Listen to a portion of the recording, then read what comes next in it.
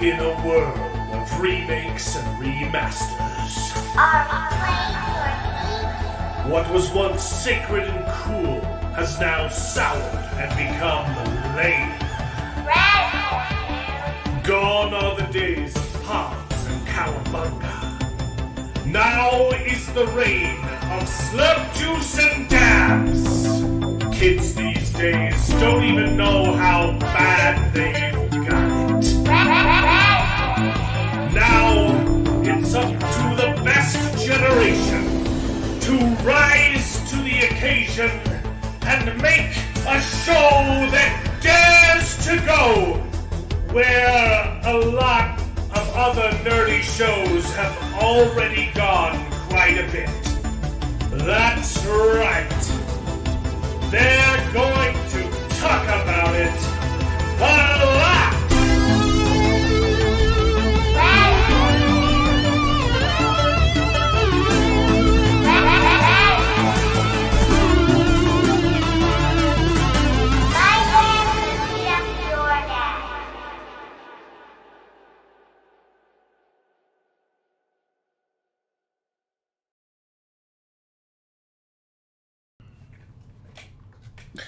Hello and welcome to the show, everyone. This is Best Gen, where nerds complain about nerdy things, and it's called Best Gen because my son keeps messing with my light settings. It's the last time I let him play Minecraft. Oh my goodness! It's called Best Gen because we're all from the same gen, and it's better. We're better than you. Our movies were good, and your movies are bad. How's everybody doing? Oh my goodness! I thought I adjusted the mic to. Okay, no more Minecraft. You know what else? I was getting ready for the show, and I got an email saying, "Oh, congratulations on spending $100 yesterday on Microsoft 365." It's very useful. Very, very useful. Yeah, that was 100% my kid, and I am unsubscribing from that junk because, ain't nobody got money for that in this economy. How's everybody doing? Okay. And I am getting a refund. Good. I was canceling the subscription during the intro. It's the only way to do it. David, we lost David's camera during the video. But how are you doing, Jared? I'm doing great. I'm just doing dandy, you know. It's nice that we're getting some cooler weather now, and so it's not always just super hot. And you know, we're just taking care of business and I'm ready to have some fun. I'm always happier during colder weather. I'm a cold boy. My philosophy is there's only so much you can take off to get cooler. Yeah. But exactly. There's no limit, to how close you can get to a fire, right? Yeah, or how many layers you put on, right? If you're cold, Right. Just put on a heavy jacket and a sweater and a scarf, Also, I just know I am a bit disappointed this year because it's getting colder now, and I haven't been able to use my boat because it's been being repaired for 3 months. So Your boat? oh yeah, I have a boat. What? I was like, a boat? What? I didn't know you had a boat. I mean, it's older than I am. But I have a boat. It's a little junker. Like a little dinghy to go out and do some fishing with? No, it can haul. It's I take my family on an inner tube. Really? Yeah, you should come. I'm pretty sure I told you about this. Mark Clark. No, I had no idea you had a boat. I never saw a boat at your house. Well, because I've only had it for. I bought it at the end of last summer, so I didn't get to use it last summer. And then I took it out one time this summer, and it broke. And it's been in the shop all summer. Oh, no. Shoot. Dang, Mark man, Clark that's cool. Okay. is celebrating 23 months of membership. Yeah, this isn't one of those like YouTube flexes. Oh, I'm YouTube famous now. I have a boat. Like it's a very old boat. Okay. Which is why it's broken right now. How's David doing, everybody? I'm doing all right. Okay, sounds good. I'm excited. Not super prepared. I haven't eaten any food today. I forgot to eat food. Sometimes I do that. It's not a rowboat. It's a motorboat, Mark. You can't pull an inner tube on a rowboat. You fiend. So Is it I one might. you could go fishing on? What? Is it one you could go fishing with? You can go fishing on any boat. Well, no, I mean not really. There's some boats that aren't great for fishing. But okay, I will give it to you. Most boats you can go fishing with. Yes. Okay. All right. My bad. It probably doesn't have a trolling motor if that's what you're asking for about. That's probably what I was getting at. Yes. Uh-huh. Right, but like you could just be good at fishing. You don't need a boat that can troll. yeah. Is that the difference? You just have to be good at fishing. I mean, you can not make troll? you can make the bait move with your stick, with your fishing stick. Yeah. Okay. The all right. trolling motor is mostly to not make noise, so it doesn't scare away the fish, bro. So Yeah. don't turn the boat on. Yeah. Drop anchor. It's not that complicated. You guys are dumb. Boy, you guys are dumb. Anyway, Mark Clark's been celebrating 23 months of membership, almost 2 full years. I think you get an upgraded sombrero at 24 months, my guy. So Very look nice. forward to that. I think it turns from gold to platinum, which is blue for some reason.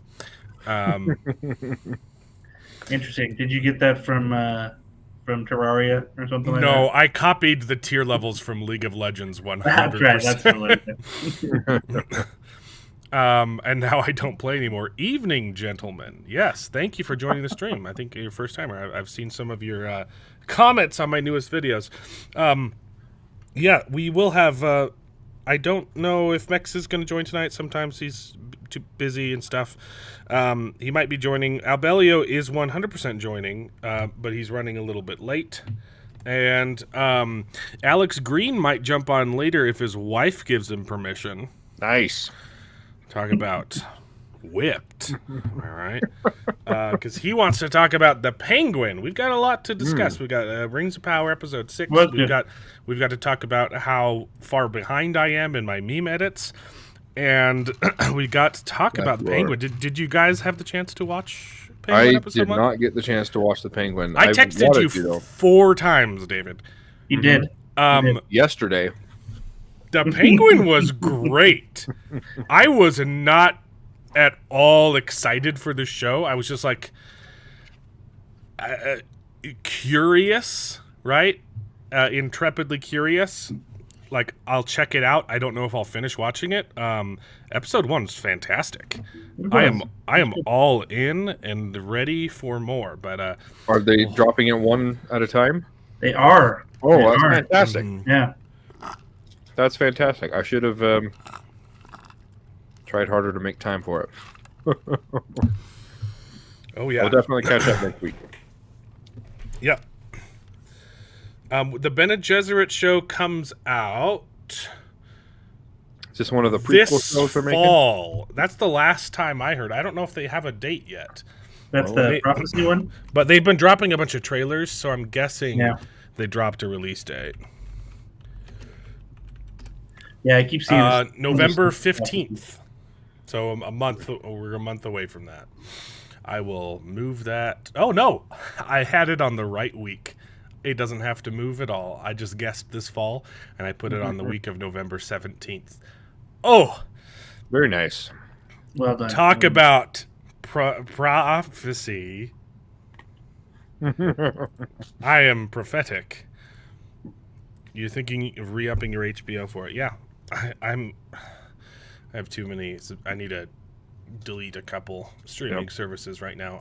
I do the thing where I juggle it, and I'm definitely in the boat of, oops, I forgot to cancel some subscriptions this month. Or the last 2 months. So That's been I've Netflix fallen. for like 5 months now. Problem is, every time we sign up for Netflix, my kids start watching all the shows there. I'm like, I really don't like them. I only like the one show, Netflix.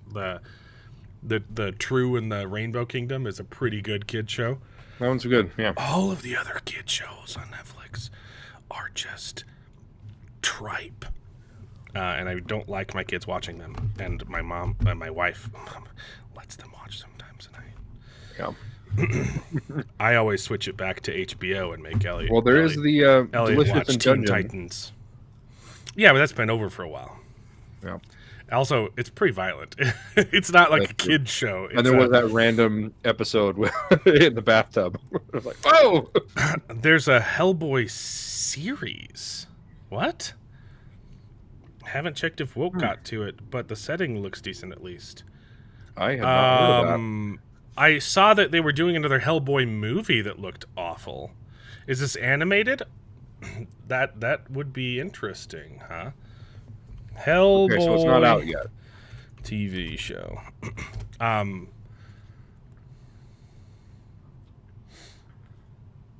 don't know.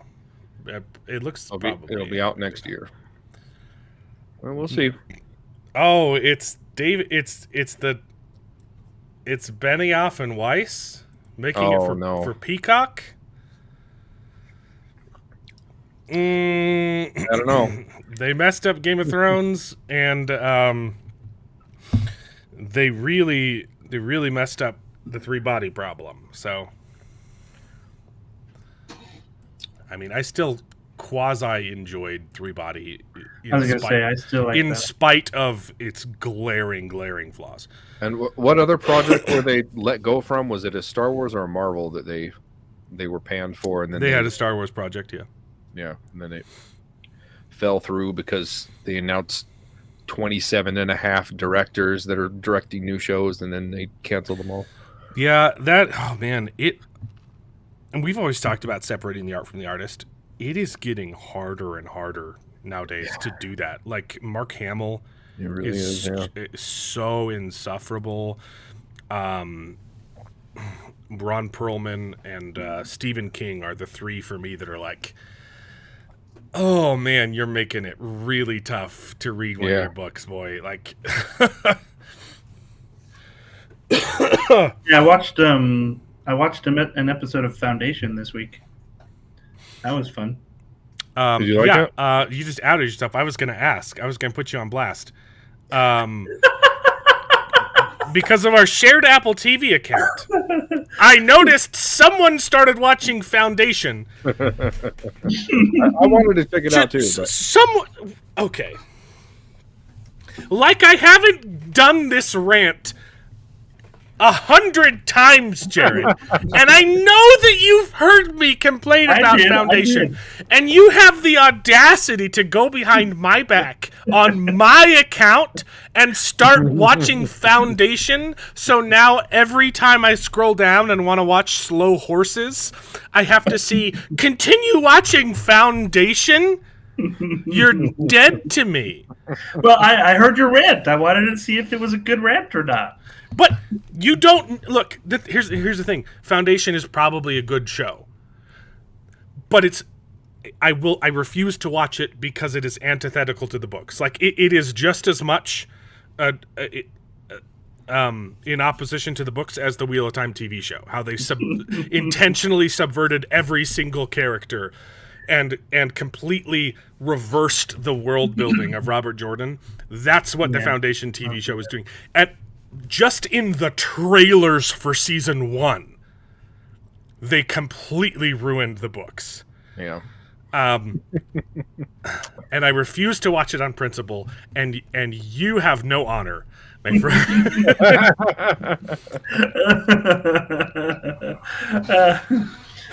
Hey, you know what? It looked good, and it's a beautiful show for sure. I get. So here's the thing: I haven't read the books. So it's not ruined for me. I'm like, yeah.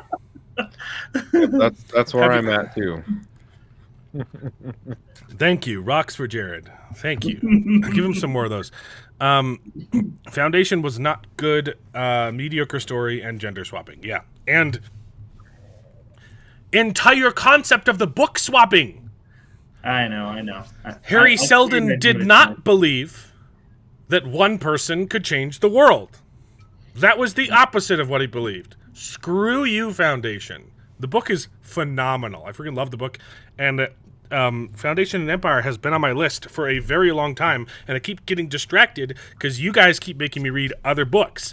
Now I've got like so many books that keep jumping the list because people want to read books with me, and I have to make concessions. Now I have to start reading the Dungeon Crawler Carl series, and I had no intention of even starting that one. And Holy cow!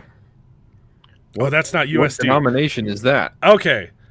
That better not be the equivalent of $250 US. I don't know how much money I just made, but man, thank you, Mr. Alcoholic. Wow. Nice name. Thank you so much. Here's some currency from my Macedonian dinar. third world country in case I fall asleep. It's almost 4 a.m. here. So Wow. So don't go loud. Oh, I just went loud. I was just getting heated. Oh, it's only $5. Okay. Wow. Thank you so I'm much. sorry. I'm sorry. I've done that to you. See, this is actually a really clever comment, Mark. Just read Second Foundation, because you would think that that's the second book, but it's not. That's the third book, because Isaac Asimov is a prick. Okay. That's great. Yes, Foundation and Empire is that? Yeah, I have to read Dungeon Crawler Carl because a bunch of the White Cloaks are reading that, and I'm streaming with them every Tuesday. In case you didn't know about that, we're going over the released chapters for Wind and Truth every week, and it's been pretty good so far. Yeah, I'm debating whether I want to do that or if I want to hold out. Mark Clark, thank you so much for the $4.99 matching alcoholics donation there. See, but you got to do it in USDs. It's not as impressive. It's not as big of a number. Okay. There we go. Thank you so much. Oh man, we're already off to a crazy start. Well, I don't want to lose you, alcoholic, but also like you should go to bed. It's 4 o'clock in the morning. I'm one to say that. I've been staying up till 6 o'clock in the morning for the last 6 days straight just to get these edits done. Oh, wow. They've been really good. You stole the joke from The Simpsons. Okay, well, I lost all respect for you. Just kidding. The Simpsons is one of those shows that's I've just never watched. It's just gone under my radar. My parents didn't think it was appropriate for kids, and we also, even if they did let us watch it, we couldn't have watched it because we didn't have TV growing up. We had a TV, we just didn't have cable. So I had satellite TV before everything went digital. there's a big chunk of the cultural zeitgeist that is just missing from me. So Yep. I will not understand any Simpsons references or Seinfeld references, which is apparently a big a common thread for most people that I just don't have. I feel left out. Yeah.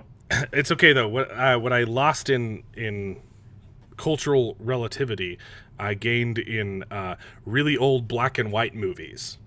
Yeah. So I know more about that than you do, and you should feel bad. There you go. I love Arsenic and Old Lace. It's so freaking good. Oh, yeah. That's a good one. Okay, brother, I have 3 types of insomnia, so we're good. Yeah, same, buddy. We are souls. We are 2 peas in a pod. If sleep comes, I will be happy. Yeah, insomnia is not fun. OG Simpsons, none of the sissy stuff back in the 2000s. Yeah, I know. I know it's great. I've seen like an episode here and there, but it's never something I just watched. Anyway, so the point of the story is we got 3 shows to talk about. Oh my goodness, we got to talk about Rings of Power. We got to talk about the Penguin, and of course, everyone did their homework and watched Agatha all along, right? That one I couldn't do. Do. Man, the latest commercials that have come out, the trailers, it looks so bad. Like, I've never been one to to like, witchcraft type of stuff. I like my witches to be more, esoteric and like You didn't watch Charmed? worshiping. Of course I did. But I don't like, Ouija boards and satanic worship and stuff. That stuff, I don't know. That's not the kind of witches I like. I like cultist Cthulhu witches, that sort of thing. But so anyway, the theme, from the start doesn't really appeal to me. Plus, all of the trailers have looked really bad, and then all the their magic spell behind it. Their magic spell was a song. Yeah. It wasn't like chanting, like ritual chanting. It was just them singing a song. Well, down the witching road. Aubrey Plaza's got that like ethereal hotness, right? Like she's not. Do explain. She's not hot on paper, but she's still hot, if that makes sense. I don't know how to explain that. Like she's attractive, but it's like, why am I attracted to this? It's like, where did that come from? That's not. If I'm measuring the quantities, yeah, she's no Jennifer Connelly. No, for sure. I'm ready to watch a full gay show if it's good, but make it good. Yeah. I don't care. It's just tell a good story. That's what I care about. Was it just one episode of Agatha all along? I think they did 2. I think they did 2, maybe 3, probably 2. I don't care. Yeah. But you guys watched my video, of course, right? For Agatha? My Agatha video? Oh, no, I didn't watch that one. Yeah, I just saw that one. Well, when did you come up with that one? This week or last week, maybe, I can't remember. But the point of it is they learned nothing from their marketing from The Acolyte. Yes. I did see that one. Which is, this is the gayest show ever. Word for word. Literally. Word for word. They have not learned anything. Like, I don't understand. This is pretty funny, too. Disney fans go wild for the best TV show ever produced, branding first 4 episodes perfect as rave reviews roll in. And Nerdrotic juxtaposed that with Echo is one of the Marvel's best TV shows in years. Will people watch? Nope, turned out they didn't. Yeah. Did you... I know you're still dumb and optimistic and holding out hope for Star Wars. But I'm trying to... No, that ship has sailed. Marvel died for you first, right? Oh, yes. Marvel died before Star Wars did? Marvel died. I didn't... Honestly, I didn't enjoy Endgame. I thought Endgame was a cop-out. I was pissed at it. Mm-hmm. It had some good moments, but I was not impressed in everything they've done since then, aside from Spider-Man, and I enjoyed parts of Doctor Strange, but parts of it, again, just pissed me off. Aside from that, they haven't done anything good in years. I enjoyed Endgame in the moment because what it does, Endgame works as a send-off to the characters that they'd been building. It did a good job sending off. 20 years? Yeah. It was a good farewell for Captain America and Iron Man. Like, it works as a good send-off to the characters. It's not a good story. Right. And it's absolutely not a good standalone movie. Yeah, I absolutely hated it because, one, it undercut the villain.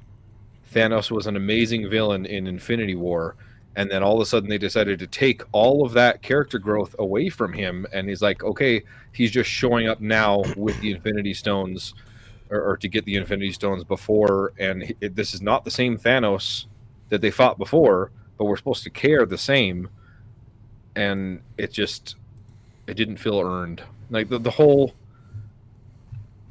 time travel aspect of it didn't work for me. I think I was holding on to Marvel longer than Star Wars. I think Star Wars died for me first. No, see, I love Star Wars so much, and I still love it so much. I wish it would. I wish it would be better. But yeah, that's Marvel's problem with every villain. They have the one-off villain problem, which they only didn't. They didn't do it with Loki, and they didn't do it with Thanos, and that's it. And they tried Jonathan Majors. Yeah. Well, I mean, that's the thing. You want, it's hard thing to balance with a movie format, because you want the movie to be a standalone thing. It's not satisfying if the hero doesn't beat the villain at the end of the movie, right? Yeah. But then you don't have that longevity for movies going forward. So yeah, it's a hard. But you can do. Balance. And they gambled with Infinity The answer War. is to do the Batman stuff. Have him beat the villain, but don't kill him off, so And they can then come back later. Exactly. Yeah. Like Loki, they didn't find him. Of course, they haven't really executed that well with any of the Batman. No, they haven't. Franchises yet, but because I think Joker was probably going to have a more big role in Dark Knight Rising, but Heath Ledger died, right? I'm not gonna play this video because it's the same freak reporter doing his thing, but Aubrey Plaza says that the end of the show will be a gay explosion. Yeah. So why? Like, especially if it's on Disney Plus. Like that's what's ridiculous. It's like this platform where kids go and watch content. And David. Not anymore. I haven't had Disney Plus for a year. It's just sad. Yeah. Sorry if I'm chewing on camera. I didn't eat food today for some reason. I was like, oh, I gotta go stream. I was like, oh, I'm starving. Why didn't I eat anything today? I really liked Nerdrotic's assessment of the first episode. Agatha All Along is not a show made for Marvel Comics fans or men in general. It is a show made by and for wine moms whose accessory kids are raised by nannies, and it reflects the Los Angeles they live in today. Yeah. Ouch. Well, I mean, just look at the promotional material. Like that's who they're promoting it for. Yeah. Yeah, that makes sense. I don't even know if they realize how much damage they're doing to their brand. It doesn't make sense to me. Well, it's one thing to have that stuff in the show, which like is totally fine. Like I get it, they're representing a demographic of people, but it's like to be marketing it as that is like you turn a lot of people off. You turn a lot of people off just by saying stuff. Well, because it immediately tells you, oh, we didn't prioritize storytelling. Yep. We prioritized gayness as if it were a virtue. Yeah. No, absolutely. Like it's I mean, and I think this is actually really interesting because you kind of see that with this movie. If any of you guys followed the whole movie with Ryan Reynolds twice. Shoot. Which one of his recent ones? The Bruce Lee? No. Her new movie? What are you talking? Blake Lively? Yeah, her new movie. New movie about the whole love thing, and then abusive relationship. Blake Lively. Yeah, Blake Lively. Yeah, sorry, I completely blanked on her name. But so I think it's interesting because you can see it with that and this, like the way that you market it tells a big story about what you want people to get out of your movie, right? Like Blake Lively was marketing it as something where it was like empowering women or whatnot, and like the guy who was portrayed as the abuser was like, look, I'm just trying to tell a story and trying to help people that may be going through something similar, right? So it's like it wasn't about necessarily like it was the true message of the movie, right? And if you're saying this stuff about, oh yeah, this is the gayest show yet that Marvel's done, that really is telling. Oh yeah, okay, that's what this message is all about. It's not about Yeah. Agatha at all. It's about, oh, how gay can we make Agatha and get away with it? Yeah. It's gay limbo. The movie I think you're talking about is It How Ends gay With Us. can you go? Yes, it ends with us. How Yeah. gay Gotcha. can you go? Cha cha. Cha cha. And it's really sad because I mean it should be the other way around. Like the gentleman in It Ends With Us. Like I felt like his sort of marketing was spot on. It's like, hey, this is an issue. We need to address it. Well, okay, what are we addressing with Agatha? I'm making a movie that's really empowering for abusers. Oh no. Yeah. See. So HBO's announced Wow. the Harry Potter TV show will drop in either 26 or 27. That's pretty soon. I mean, Like 2024 is almost over. yeah. That's about a year of development left. Or I guess 2 years. It's late 20. Yeah. Gary Oldman is apparently wanting to play Dumbledore. It's not official, but they're rumor milling it probably to see if people like the idea. I think it's perfect. That could be good. He's old now, and he's been really good in Slow Horses. I started watching Slow Horses, by the way. What is Slow Horses? It's on Apple TV. And Well, it's I only got that because part from your rant earlier. Yeah. yeah, it's because stupid Leon from Bolt the Word or Words of Paradise is his YouTube channel. Recommended it, and I have Apple TV right now, and I checked it out. It's really good. Okay.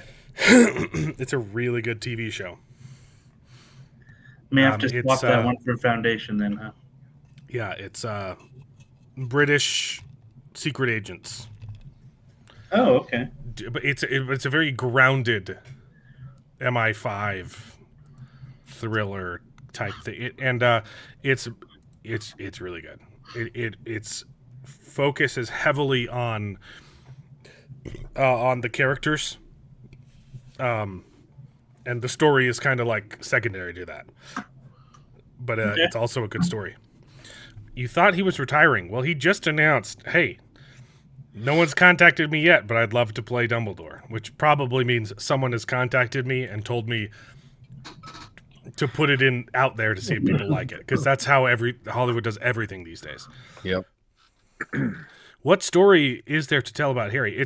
They're just doing the books again from the beginning. Yeah. Yep. Anyway, that'll be interesting. We'll see. I do like Harry Potter, but there's issues with. Well, I think there's issues with both the films and the books. Mm-hmm. So that would be one instance where I wish they would change some stuff with the books and just as throwing in more threads of the Horcruxes. Yeah, start hinting about Horcruxes way earlier. The what are the other thing? The Deathly Hallows. That needs to be thrown in there. Yeah, those way need to be too. seeded before the last book. Yeah. Anyway,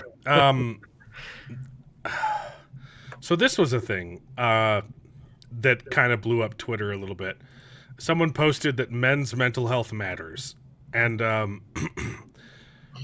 someone responded to that with a very how would you say interesting take, nose blind take. If men's mental health mattered to men, they'd be creating safe spaces for themselves and for each other, pursuing therapy and creating community.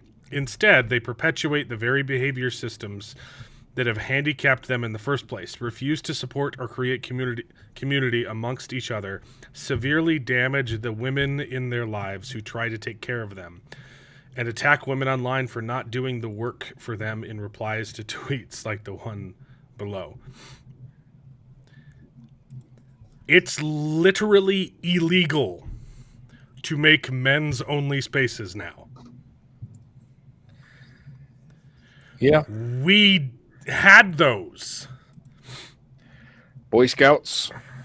Star Wars, sci-fi, video games, D&D, comics, Boy Scouts. And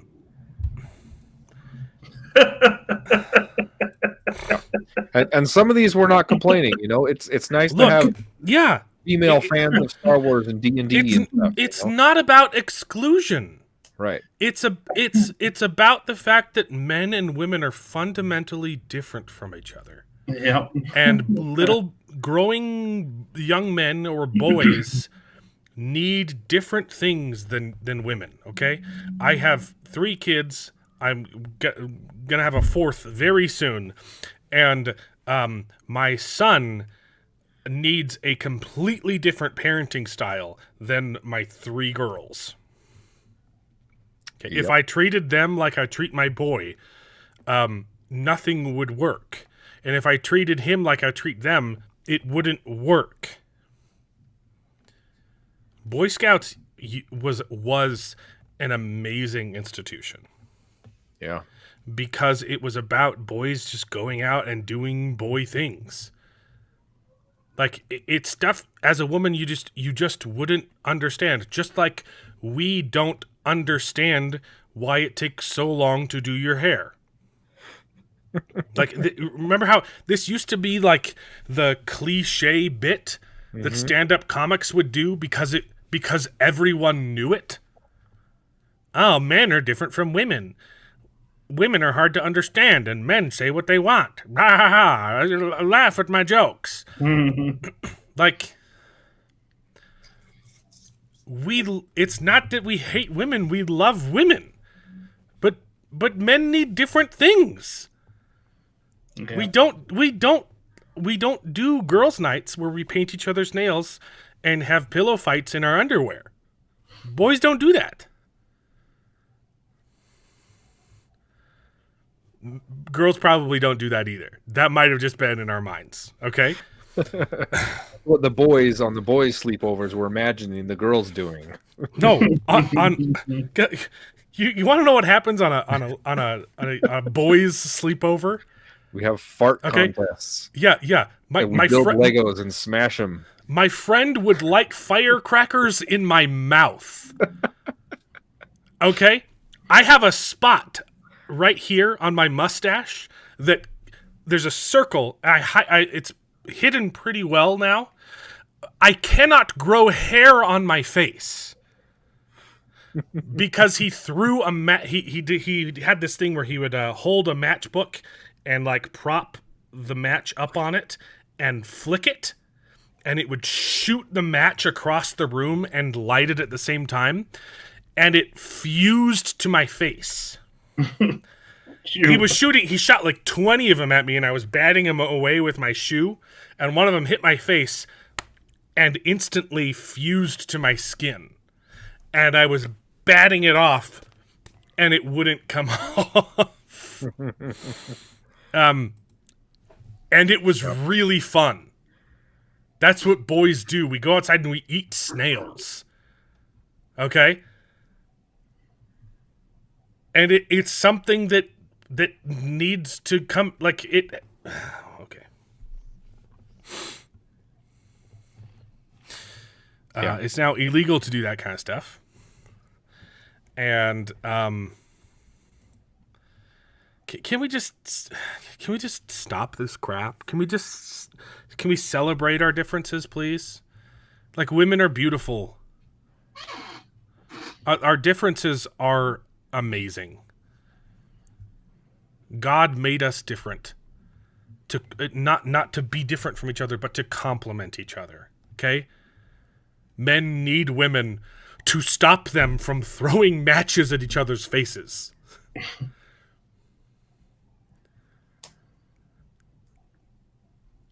Yep. Absolutely. Take it from the top. I'm not doing that rant again. Well, you have to watch that one back in VODs. Or you can just go back, 10 minutes and then put it on double speed and catch up. Anyway, so Destiny chimed in on this debate. Isn't the problem... okay. Well, Critical Drinker responded, you made it impossible for men to do this. Yep. Isn't the problem right now that we're too segregated into our own spaces? Shouldn't we want more environments where men and women are interacting with each other? You don't have to make those environments. Those environments... They're just that's just naturally. Life. Exactly. Yeah, exactly. Maybe you're speaking for yourself when you say you don't want women included in any of these spaces. Like, this take is so brain dead and completely ignores the post he was responding to. Yeah. Saying, hey, why don't you create your own spaces? Why do you want to have spaces? Because I was responding to the woman who said, why don't you have any? Yep. Yeah, and this comes from the guy who lets his wife bang other dudes. So, anyway, I think it's time to talk about the Batman. I thought Albellia was going to come on and talk about that. I think it was Alex, but I haven't heard from him. I'll check Discord to see if he did have to ask permission. Yeah, his ex-wife divorced him. Yeah. I thought this one was funny. Okay, before we get into the specifics, but the Batman teases a villain scarier than the Joker. There's so much wrong with this just the title in general. Yeah. The Batman didn't tease the villain. It introduced the villain. It's her. It literally introduced her character. That's not teasing a villain. Yeah. Okay? That's someone coming and hey, baby, I'm the Joker, baby.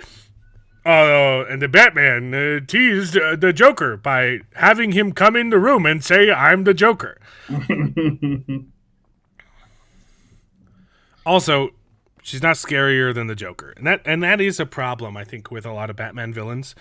It's a very delicate line that you have to cross, because Batman loves to do, like, all of his villains are crazy.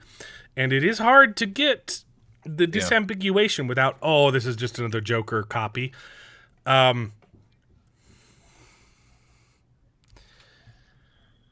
Yep. The Hangman is kind of just a Joker copy.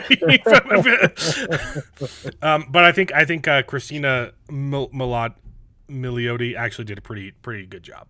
I agree. Of balancing that, like, hey, I just don't want to just be crazy like the Joker, but I also want to be my own character. I think she did a fine enough job, even despite her character literally just being a Joker wannabe. So, gotcha. I think she did good. She's definitely, like, you're seeing little, like, character developments, but you're also getting history that, it hasn't really been expounded on until now, and so it's kind of cool to see her in film. Sure. Yeah. That's what I'm saying. Sorry, in film. So it's cool to see how I think she's playing it really well. Yeah.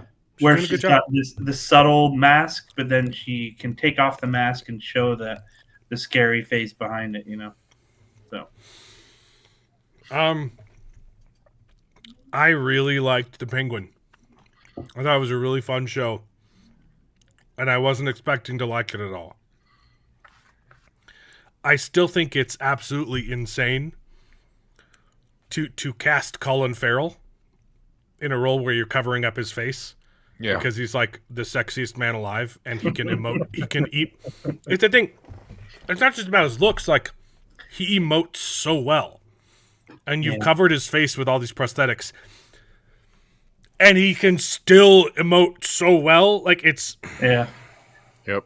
Like literally, my wife was like, "It's crazy that him being Irish, he can even like do a character's voice the way that he does penguins. Like it's totally different." I didn't even know it was him for the Batman movie in the TV show, because we obviously get a whole lot more screen time. Like you can't visually, it doesn't look like him, Right. And his accent is wonderful. Where I do see Colin Farrell is in his cadence. There's occasionally lines where he's speaking as the Joker, and I hear his like delivery rhythm, and I'm like, oh. And I get like, oh, that is him under there, Yeah. somewhere. Yeah. Yeah. It But was like, why wouldn't you just cast a fat guy? It's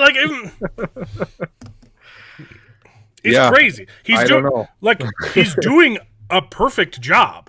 It just seems like so much more work.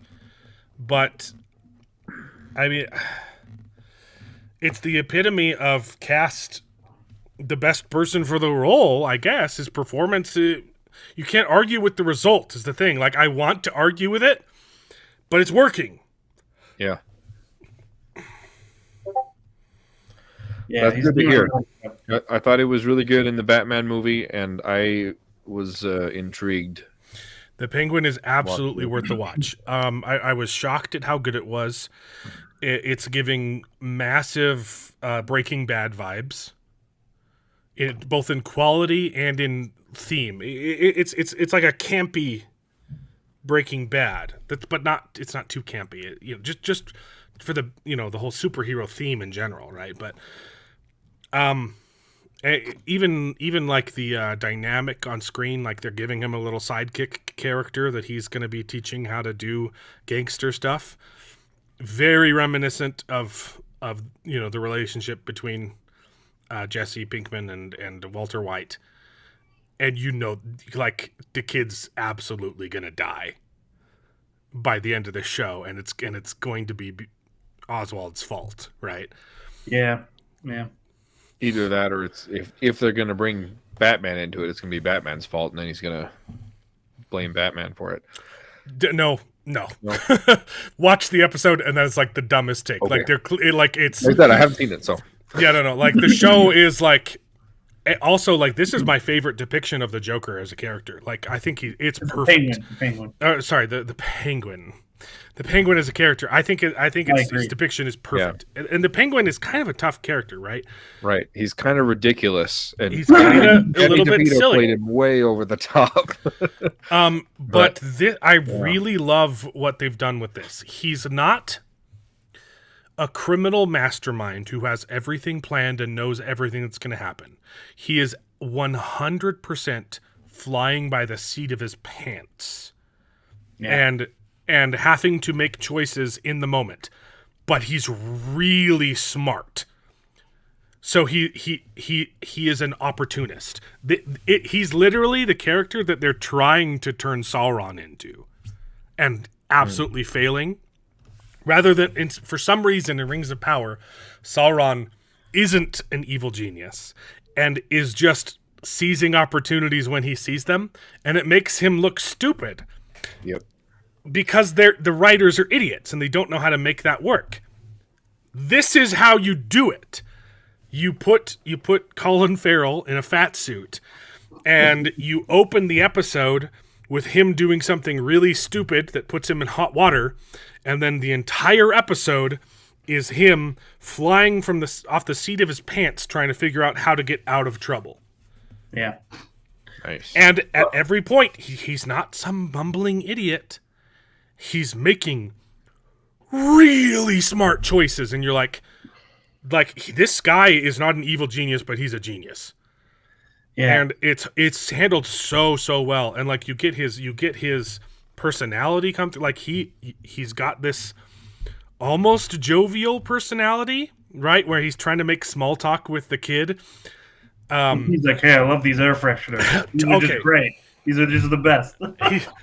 He talks about slushies, like, hey, I like to mix all the flavors together and make a suicide, right? And then at the end, they're both just slurping these Slurpees, you know. So like he's got a little bit of he's kind of lovable and despicable. So it's just a very, very good balance. And with the stupid air freshener, okay, that's a later point. But no, like he's got this quirky personality, and then he's also got this crazy dark side. Yeah, but I'm absolutely loving it. The air freshener scene, David. I gotta spoil. Hold on one sec. So I just wanted to add to that because I think that like it's powerful to see a villain where their instinct is to react to somebody making fun of them, right? Like that's kind of what happened at the first, but then to see them instantly regret it. Bang, bang, bang. And then he's literally like, "Oh shoot! Like why did I do that?" Like it was a whole new level of villain where you're like, "Oh yeah, this guy's."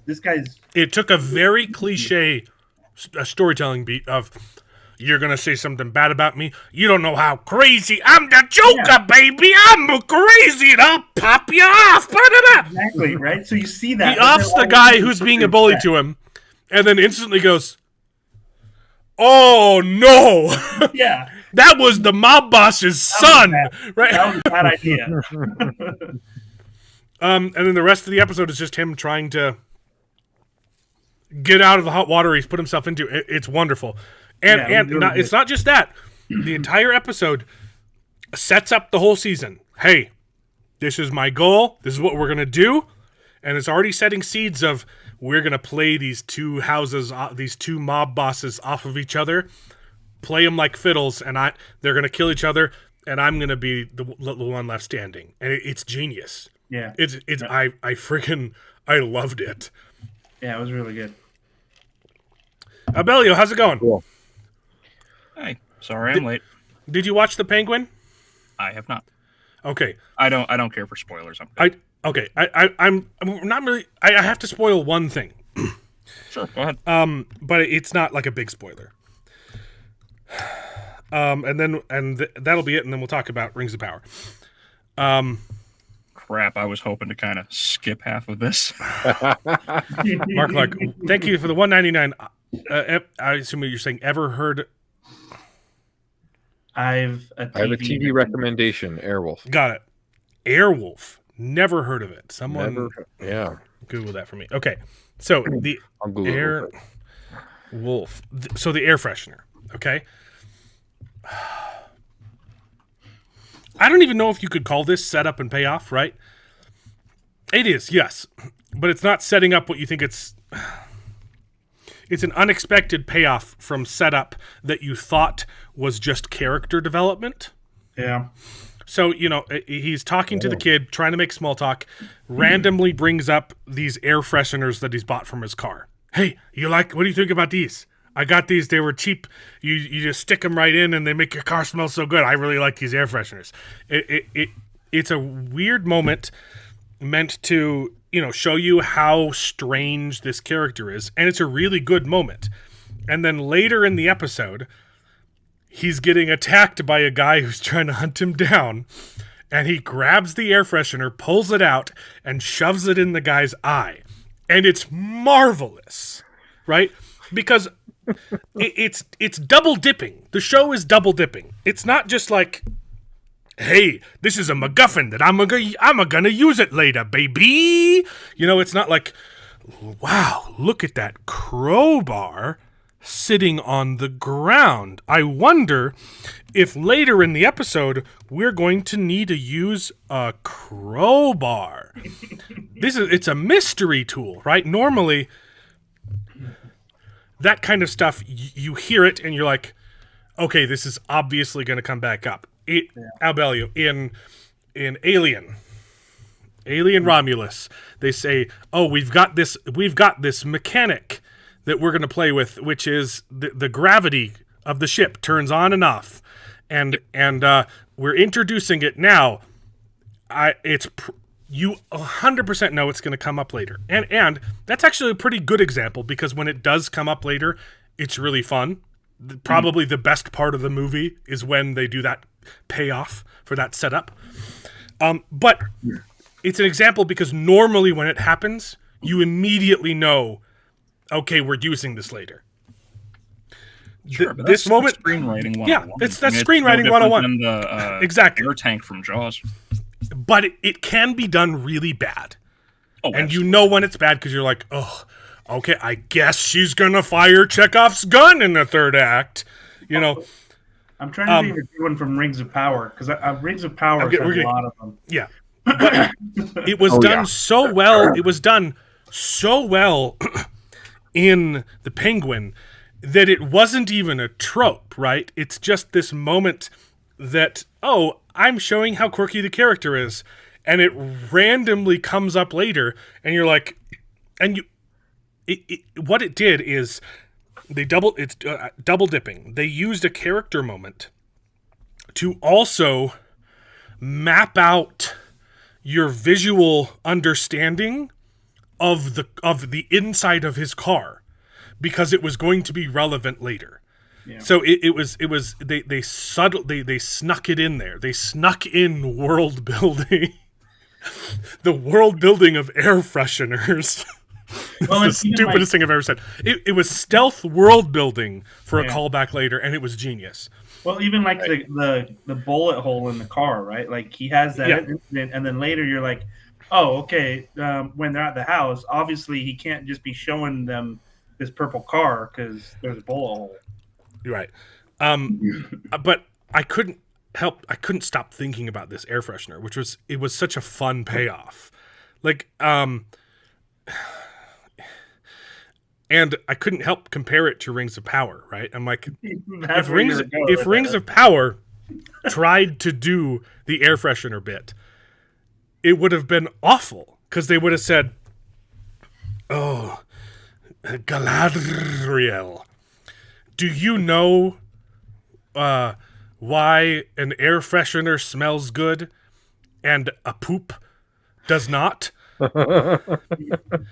It is because an air freshener freshens the air that is around it, and a poop smells like poop, right? And then later on, they'd be like, "Look, you need to get this poop to the to Celebrimbor, or you need to get this air freshener to Celebrimbor. I really, really hope that no one poops on it along the way, because that would be bad." Yeah. This is it's the most interesting analogy you've ever brought up on the show, bro. Thank you. The problem is that everybody would already know about the poop, because there is no actual setup. They say something, and then presumably other people know. Yeah. Which was It was all of episode 6. Holy crap! How do these characters know what everyone else is doing? Yep, they know things only the audience should know. And I was like, what was the biggest example? It was Adar having Adar. Yeah, he having knows about the rings. Somehow Adar knows about the rings. Yep. I've heard rumors that they healed your hometown. That was 2 days ago, and I've heard rumors. I didn't know that they existed 2 days ago. What the crap? And then they have they show Irandir randomly. I don't even remember what he did last we saw him. Orcs? The last time he rescued the kid from the Entwives, right? Yeah, he turned. Yep. He hit on the Entwife. And that was it. So why is he running through the forest? We have no idea why he's running through the forest. And he randomly comes across 2 orcs that are also, or 3 orcs that are running through the forest. Where to? No idea. Where are the orcs running between? All of the orcs are together already. Adar's conglomerated his army. Where are these orcs going? He kills them, searches through, and finds an orc note, like a badly written D&D campaign, unfolds it, and it's a picture of a Region? Yeah. That way they don't get lost. No, it's literally like a battle map. Like, hey guys, meet here. There's a big X. This is where we're all going. Right, and then It's it because brings it up all later. the notes they were leaving in season 1 were as a map to Mordor, and so all they know how to do is look at pictures. But it's also just like a picture of a city. If you hand that to an orc and say, "Hey, go here," it is a city. Which one? There are hundreds of those. How do they know that that's a Region? You know. To be fair, it is actually consistent because the orcs would know where to go because Galadriel didn't know to turn the picture of Mordor sideways. Yeah. What if they hold they a Region upside down? Huh? Well, then they would obviously know where all the hidden caches are. Galadriel gets a piece of paper, opens it up. Why is there an upside down city? I've never heard of this place. The upside down city. I must find this place. It's like that funny picture, that funny little video of the father who walks in and he's got a picture. It's like two stick figures and one's bending the one's bending the other over, and he walks up to his son. He's like, "Son, what is this?" And his son grabs it, flips it upside down, and says, "It's a bicycle." Yeah. Like that's basically what this whole episode has been, is just nonstop information. Like, how on earth does this person know what this is? How does anybody know what this is? It doesn't. It's so It makes bad. no sense. Yeah, Galadriel does that too. She's spouting off information to Adar that she has no idea. She doesn't know any of that information. And then, But the audience does. And so I know. if you're a big dum-dum watching the show, you're not going to notice the incongruity. Don't you love how this show tries to placate to the idea that it's like super intelligent and all of its followers will be able to follow it, but then it goes ahead and treats everybody like they're Scooby-Doo in a math class. yeah. It's also, I mean, are we going to go through it step by step? Because we're kind of, we're getting... We're jumping around. It's fine. All right. Well, so it doesn't make any sense that Adar already knows that Halbrand is Sauron, and then he's like, "Tell me," and he let him go. Tell me anything. Yeah, he let him go. Also, he's following his advice and attacking a Region because he after knowing that that's what he wanted. And I then thought you were going to say he was going to attack oregano. Also, yeah, we're definitely skipping to the end here. But okay. What's this moment where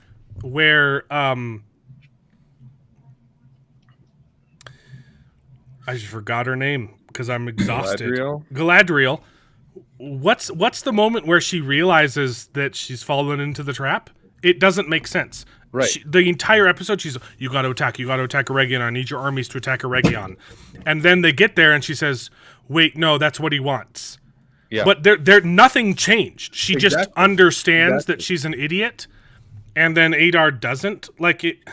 But then the other thing too is Adar already knows this information.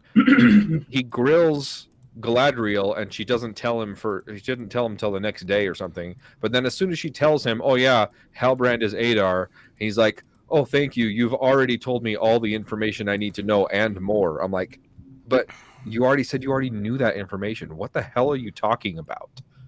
I also hate that at the end of all of this, she assumes that's what Sauron wants. Right. But the entire time we've been shown that Sauron has been pulling things out of his ass left and right.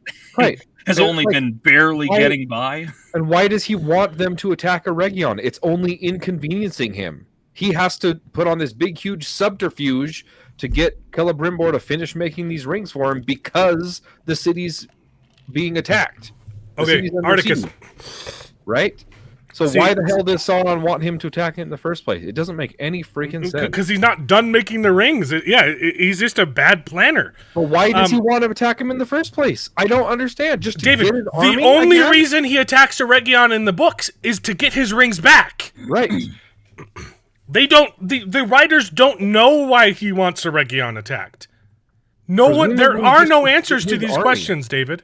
Yeah. It's yeah. See, Articus. The problem is here's your problem is,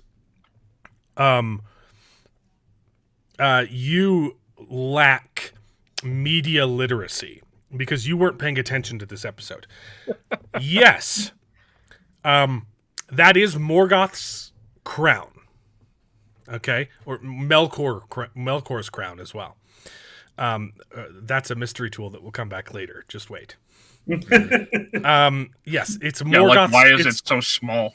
It's Morgoth's crown that used to hold Silmarils. We were complaining about that this time, and then they said, "Wait, no. Sauron reforged it to remove the Silmaril things because we're not that stupid, right?" And well, technically, yes, you're correct. That crown shouldn't exist because it was reforged into a collar to chain around Morgoth's neck to drag him into hell and oblivion. They beat it around his neck.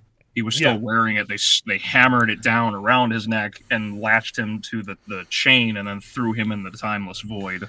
See, but what you didn't realize is Adar also said the line, "Many tales have been told about this crown, but here's what actually happened. Sauron reforged it and took out the jewels." Yep. So that's a you problem for not paying attention. Breaking the canon without breaking the canon, right? No, it's shattering the canon. You can't just say, "Look, I know that the canon says this, but we're not listening." Pointing it out doesn't make it any less stupid. Yep. What's a book? Yeah, it's this. Also, real quick, if I might add here, I don't know if Jared's still there. There's so on that point of Christian iconography. My lady finished up the previous episode where they shatter the porcelain, chocolate doll, and immediately as soon as he went to drop it, she because she's Catholic, and instantly we were on the same page. I was like, yeah that's Mary. She's like, oh, absolutely. Yep. I just wanted to bring that up. Just they're the vindication so on point.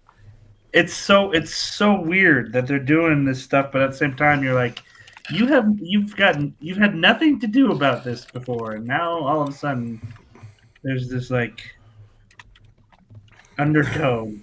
Weird. So the episode starts off with Celebrimbor doesn't know how to make rings anymore. Apparently. And he's wasted an entire barrel of mithril on these things that he's thrown away. Like, you couldn't, melt those down and try again or something? I genuinely don't understand what's going on. It doesn't make sense. There's something I really I noticed here. So in the background, every so often, I've actually been watching Delicious in Dungeon. Yeah.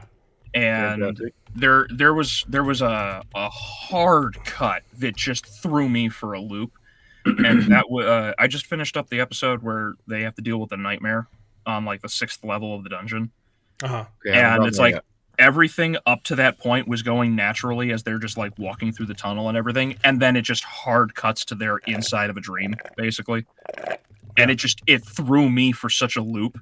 And after having watched that last night, Celebrimbor's hard 180 turn of "I'm an asshole now," it just completely we're what, 5 minutes into this episode, and I was just what's going on? Why is Celebrimbor basically going completely evil? They are 100 kilometers apart. So, because you wanted to know that. Delicious in Dungeon is good though, right? I'm not impressed. Really? But I think it's fun. I wasn't going to say it's not fun. I enjoy Marcel as a character, probably, and Laos is he's just purely stupid. Yeah, it's just so much fun to watch. It's a cooking show. Oh yeah, it's absolutely a show about a psychopath wanting to eat everything. I've never seen anything like it. I loved it so much. I almost want to see somebody do an edit where they put Laios in here, and then like he's partnering up with like Arendir, and Arendir kills a bunch of orcs, and he's like, "Oh, I wonder what happens if we do turn them into a souffle." Because like that would be Laios. Mm-hmm. That would be funny. Also, the nameless thing would have been a perfect setup for that too. Oh yeah, perfect. And we'll call this one Supper, which I stand by has now officially been conquered in this episode with a better line, and it came from Elendil.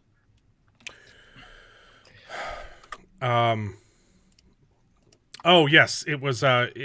After all this, if you think this is about pride, then there's nothing more to discuss. That was a good line. Well, that's a decent line. I was going to say Glendale had some really good lines, and then they freaking ruined it. Yeah, I was going to say that for me, what I think is by far the best line in the entire series thus far is faith is not faith if it is not lived. Yes. Oh, yeah. Great. That one, by far, that was like the strongest line I've ever heard out of any of these characters. Yeah, it was faith without works is dead. Basically. Yeah. But then there was another one right before that said it was a mercy to give him this chance or whatever, and he said it's hardly a mercy to ask a man to set his integrity aflame. Like, ooh, that was good. And there was the line about faith, and then there was another line that was like, oh, this is really good stuff. And then he freaking ruins it with the sea is always right. I'm like, oh gosh, shut up. Yeah. Also, I'm like, you're a seafold. Like, yeah. I was really impressed. It was just like banger lines one after another. I'm like, yeah, go Lindell. And it's like, they missed a huge opportunity too to have a really awesome delivery when he's forced to forsake his crimes, and I forsake my crimes. And do you acknowledge the king?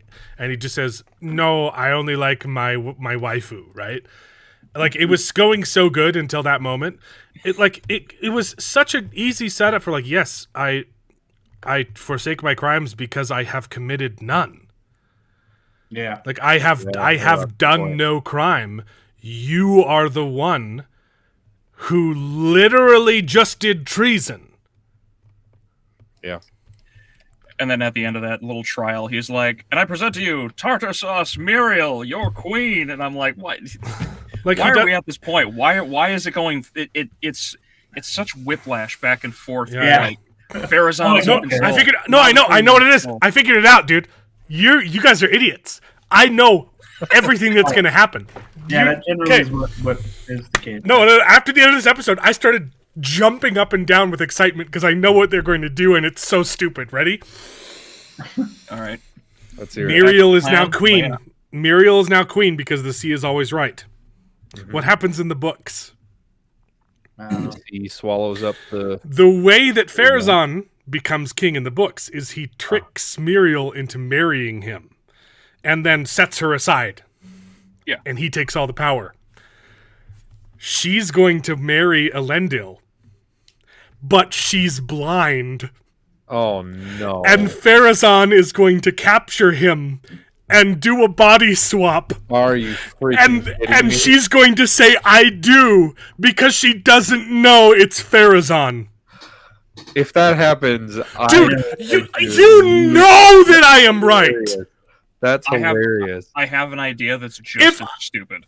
If I am wrong, I will delete this YouTube channel, okay?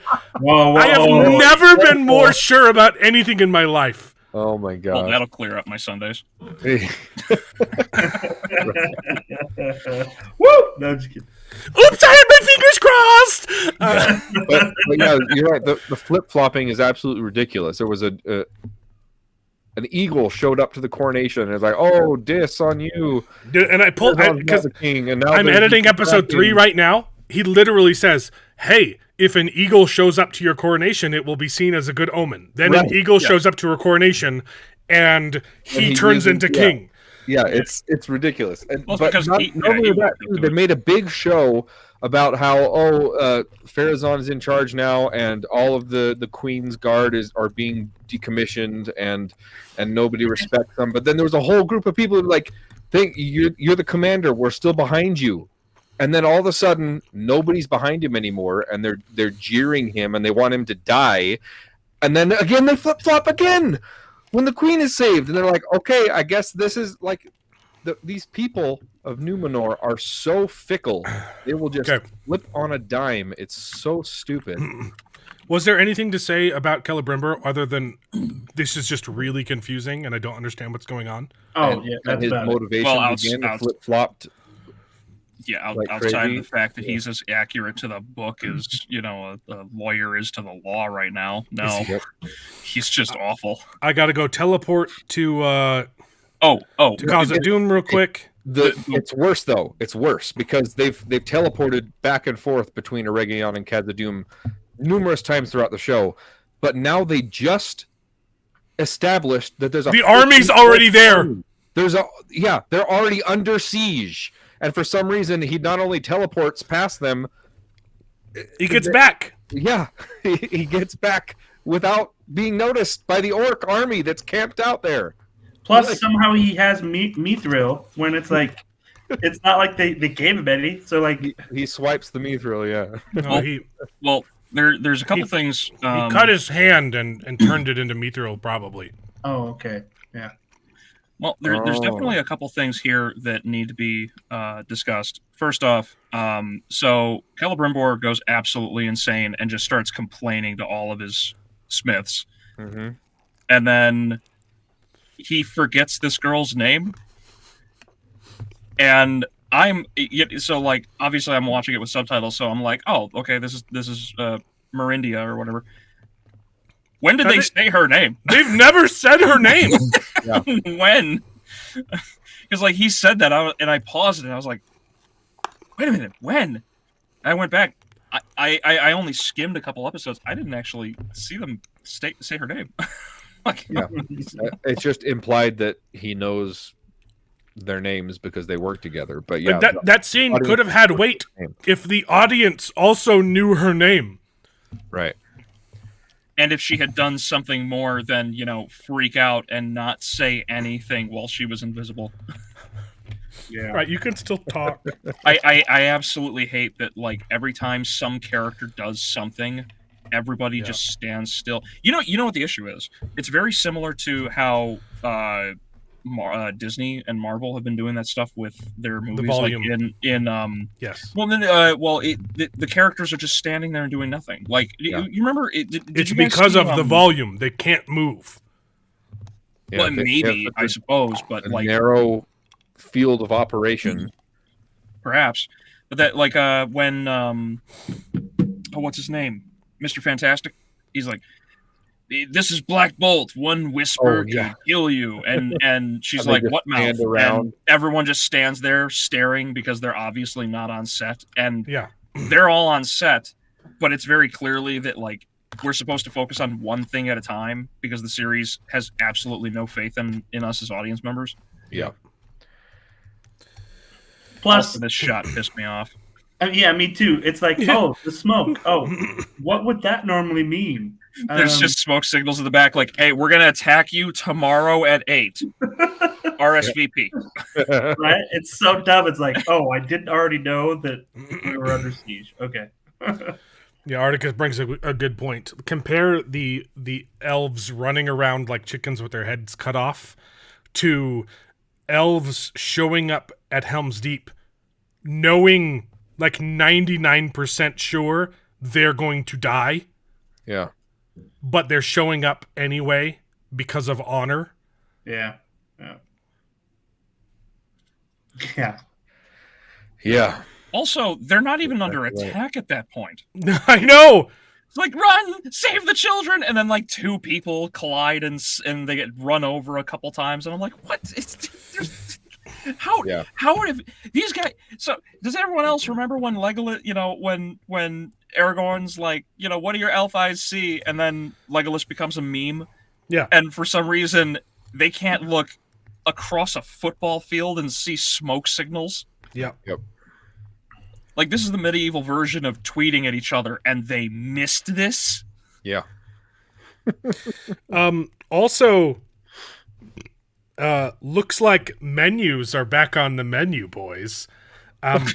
They have an orc chef I missed that. Did they really? picking up. Look at all of the food on the table. Yeah, there's it's all ornate. yeah. It's a freaking banquet. Let me see. Right. If, Yeah, they've got like stuffed boar and grapes, and they have plates. They have plates. Why? It's like we're going to attack Eregion because we don't know why. We're going to go hunt down Sauron just to make sure he doesn't come back. We're going to try and pretend that the elves are going to allow us to live. Don't forget the silverware. Mm-hmm. Because without the silverware, we'll never be able to convince the elves that we're only trying to live and have families and don't want to kill everybody. Adar is using all of them. silverware. Okay, check out this. This isn't. It's like he's eating like a pastry. See that? Baked potato or something, yeah. No, that's like a mincemeat pie. Okay. Looks like a leaf. Well, Jarrett's back. Yeah, I think there's an onion behind it. It's an onion, okay? But look at this. There's Yeah, you're right. They a got whole bunch of fried roast. Oh, they've got fried chicken, but they've got the black elf. Lamb chops, fried chicken. They've got. Okay, this is a little bit gross, right? Little like groundhogs cooked up. Freshly picked grapes and raspberries. Look, this right. is that's not that's like a mince pie. Yeah. And bread pudding? Something. I don't know. Yeah, definitely not war food, right? These are roasted potatoes? Or is that sweet potato? I don't know, man. Those look like rabbits. Yeah, Yep. Dude, yeah, I would agree. I'm sure you can get raspberries in the UK. I don't know if you can get them in New Zealand, though.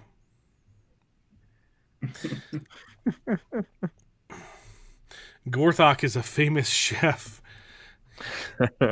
He used to cook for the elves, but they did not like the amount of human meat in their food, so they had to let him go. Sad story. That's good. Are we doing a tomato scene, but with orcs?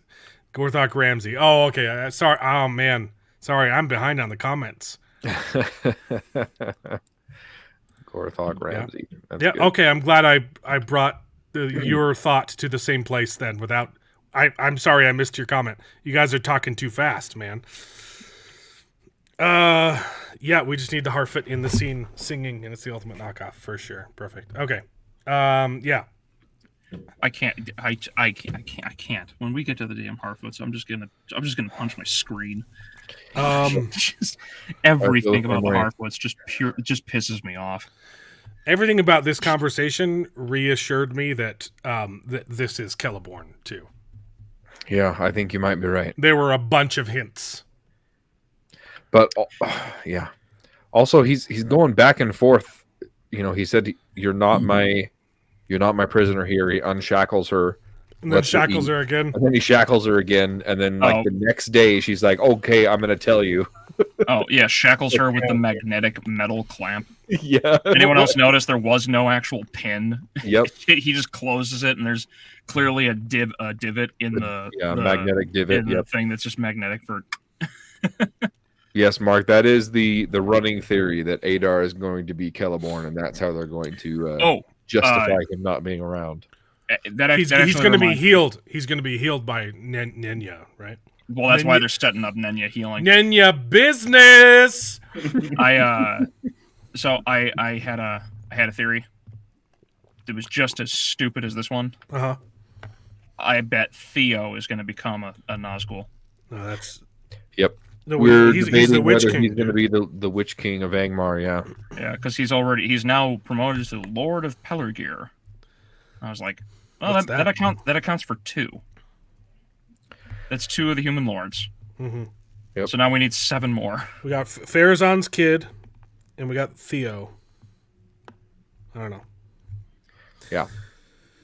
It's garbage. Anyway, yeah, but to your point, they have this conversation, and then he leaves the room, and then it hard cuts back to the same room for her to say, "Okay, I'll tell you now."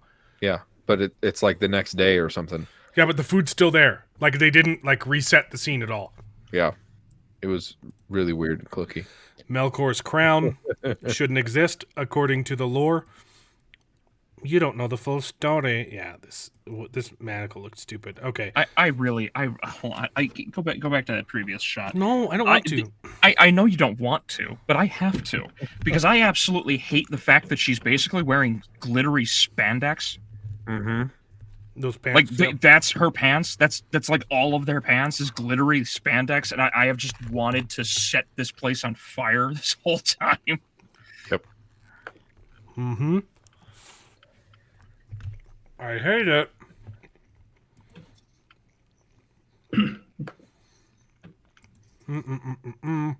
Yeah, this part wasn't actually bad. Yeah, this everything that went on with Numenor was probably the best thing in this episode. Probably this whole series. But he doesn't even like use. He doesn't even debate. You know. Yeah. He should be saying, "I have committed no crimes. It is you who've committed treason." Yeah. I agree. All he does is say, "No, I like my little woman to the end of my days." That's it. That's all he does. Yeah. But his conversations later. I do really like really Farazan's performance, though. I think he's doing a pretty good job. Yeah, I agree. I agree with that. All right, okay. here we go. I hated all of this. Yep. You know Tom Bombadil's gonna give him the damn hat. Oh, You yeah. know that's how Gandalf gets his hat. The whole just Tom Bombadil teaching him like morality and like Yeah. So antithetical. it is the opposite of his character character, man. It's so stupid. And he's being like cryptic too. If you don't get your staff today, you can never come back. Why? Yep. Why? Because artificial tension is why. But the Harfoots, they need it. They're gonna die if I don't. It's literally it's the Empire Strikes Back, right? You have to finish you have to finish your training. But my Harfoots, they're gonna die. Finish your training. Finish your training. If you leave now, you can never come back because I will be dead in the next movie. Why can't he why can't he come back? Like, I don't know. He hasn't. But I have to go and leave to save somebody. Okay, well, first off, from your perspective, I get why Bombadil's saying this. Like, but Bombadil's still an idiot.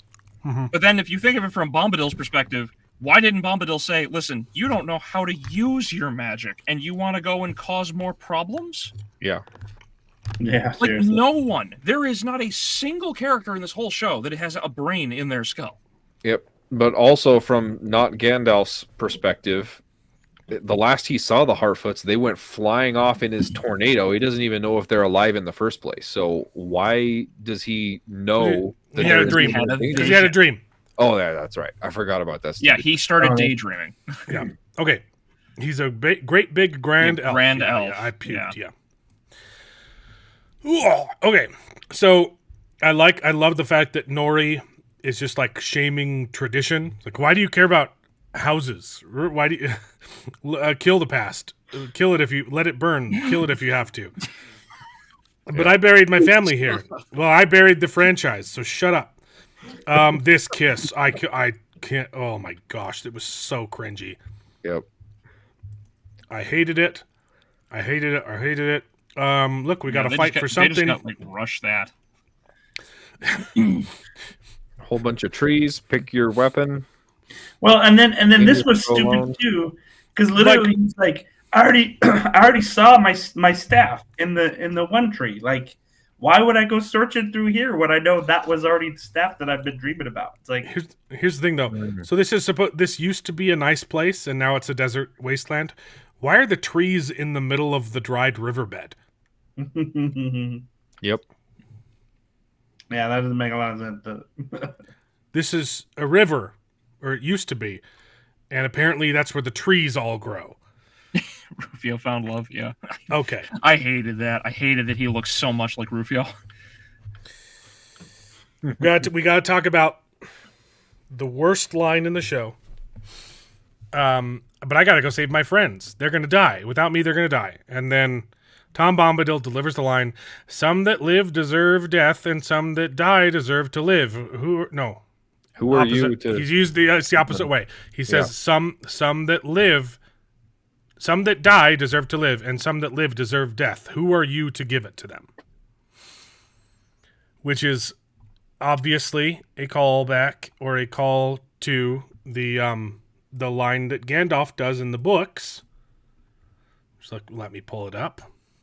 Except it's the complete opposite of the point of that quote. Yeah. They reversed it. They had to switch it around because member berries. Okay. But here's the actual quote. Gandalf. Hold on. In this scene, Gandalf is trying to save someone. And Tom Bombadil says, "Why? Who are you to save people?" Except in last episode, he said, "Your mission is to save people." The Dark Lord and save Middle Earth, right? Here's where the line comes from. In Moria, Frodo is talking to Gandalf about Gollum and says, "Man, it's a pity that Bilbo didn't just murder that freak when he had the chance." Yeah. It's true, yeah. And Gandalf says, "A pity? No, it's pity that spared his hand. Yeah. He had pity on him, so he let him live. Many that live deserve death, and some that die deserve life. Can you give someone life? No, you can't. Then don't be so eager to deal out death." This line is so good. Yeah. Yeah. And it's the opposite in Rings of Power. Obviously, these writers know better than Tolkien. Yeah. This is so like powerful. Look. Wow. Yeah. Obviously, some people deserve to die, but also some people deserve to live. Can you give life to someone? No, you freaking idiot. Then maybe don't be so eager and willing to kill someone. That is so good. Yeah. There's a point there that David mentioned that really frustrates me because what was the constant? What was the like most memed line for those in between episodes of behind the scenes for Game of Thrones? Like, do you remember what happened? It's like why did she attack when the bells rang and then she torched the city? Yeah. Remember what they said? It was I like, haven't seen Game of Thrones. oh yeah. So the like most memed line was, "Oh well, she actually just kind of forgot."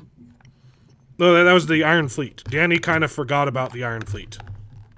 Oh, was it the Iron Fleet? Because I could have sworn it was about the bells. Because like that's why she attacks. No, it's her drag. She shows up. Sorry,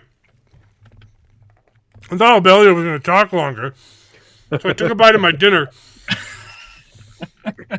My point, but I have to correct his stupidity. All right, fine. Then just do it when your mouth's not full. No, this is coming out of the episode of The Long Night where they kill the night boy with a dagger that's in the House of the Dragon.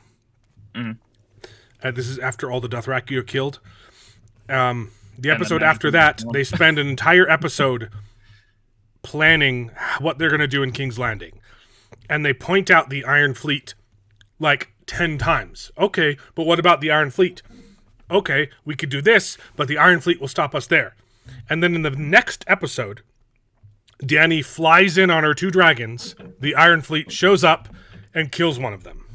And then in the talkback for that episode, I don't know if it was Dave or Benioff, says Dany kind of just forgot about the Iron Fleet.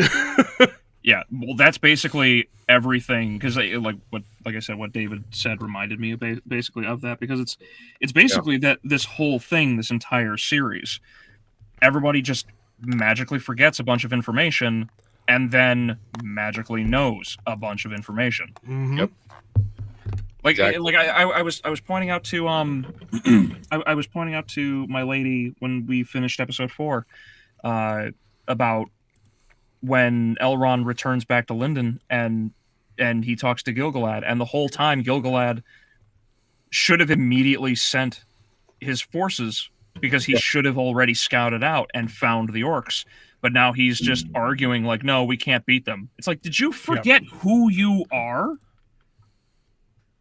Did you forget the lance that you're supposed to be wielding? That you are one of the most feared warriors ever. I've got the clip pulled up because I use it in my edits so much. Sure. It's not the clip; it's a mashup of the clip, that clip, and the Screen Rant guy. The only good the movie pit meeting. Pit. Pitch meeting. It's the pitch meeting guy. Okay, Oh, the only smart person that Screen Rant has ever hired, Ryan George. It's him making fun of that. Here it is. You see? Danny kind of You got it? Yeah, those. Yeah. Yeah. This is what you want. forgot about the Iron Fleet and Euron's forces. She forgot? She forgot. Danny kind of forgot about the Iron Fleet. Yeah, Danny kind of forgot about the Iron Fleet. Danny kind of. There you go. Yeah. Yep. She forgot. That's my favorite reaction. Anyway, the point of the story is this show sucks. I will just add one more thing. Then I actually have to get off. But Okay. I will say that the sea creature looked really cool. Like underneath, like it looked really cool. Where did But there was a lot of stuff like first off like making sound like that underneath the water probably wouldn't work really well. But like it looked really cool. And also, where did Can I point out real quick? small little pool? Okay. They've got a little tide pool. Yeah. And it comes in from the ocean and then somehow gets inside this tiny tide pool, which turns from a tiny tide pool into the depths of the ocean. Yeah. Yep. Well, but here's the thing. Because really, like I was thinking the same thing, but how is this getting dragged out? So it's possible there's just like a hole underneath there. Well, there would have to be, but also that wouldn't make any sense. Yeah. It was kind of weird. They're also trying to insinuate that this is fairly shallow water because in that previous... She walks into it. Well, yeah, obviously, and she's standing on a platform, but when she's floating there in the ocean, there's kelp. There's those kelp vines that are behind her. The thing that really frustrated me here is that, so this thing just grabbed her and yoinked her straight down the toilet, basically, and somehow her lungs didn't instantly explode. Yep. It also it's dragging her sideways for some reason. Look at how close this tentacle is. How did this thing fit in there? It does not make sense, dude. Also, isn't this the same thing that like sank the boat that had I think so. Sauron? It might be. I think so. I'm going to have to go back and do a side-by-side comparison. But I think you're right. It's either that or they're trying to make it the same creature that was in the Mines of Moria that at the gates in the... Nah, it wasn't the Watcher. But also, what's really stupid about this scene is that this is a Valar-sanctioned human sacrifice. Right. David, do you want to know what destroys Numenor? Child sacrifice. Human sacrifice. Well, yeah, The Valar find out they're doing human sacrifice and freaking sink the city. Well, and yet this is a Valar sanctioned. That's ridiculous. they are challenged by Pharazôn, because this whole time that Numenor goes insane, Pharazôn has been Pharazôn rules for like 60 years, and the whole time Sauron has been whispering in his ear like Wormtongue. Yep. He becomes his main advisor after like 2 or 3 years on the island, and he's the one that he's the one that convinces our Pharazôn to basically turn Numenor into full on Canaanites.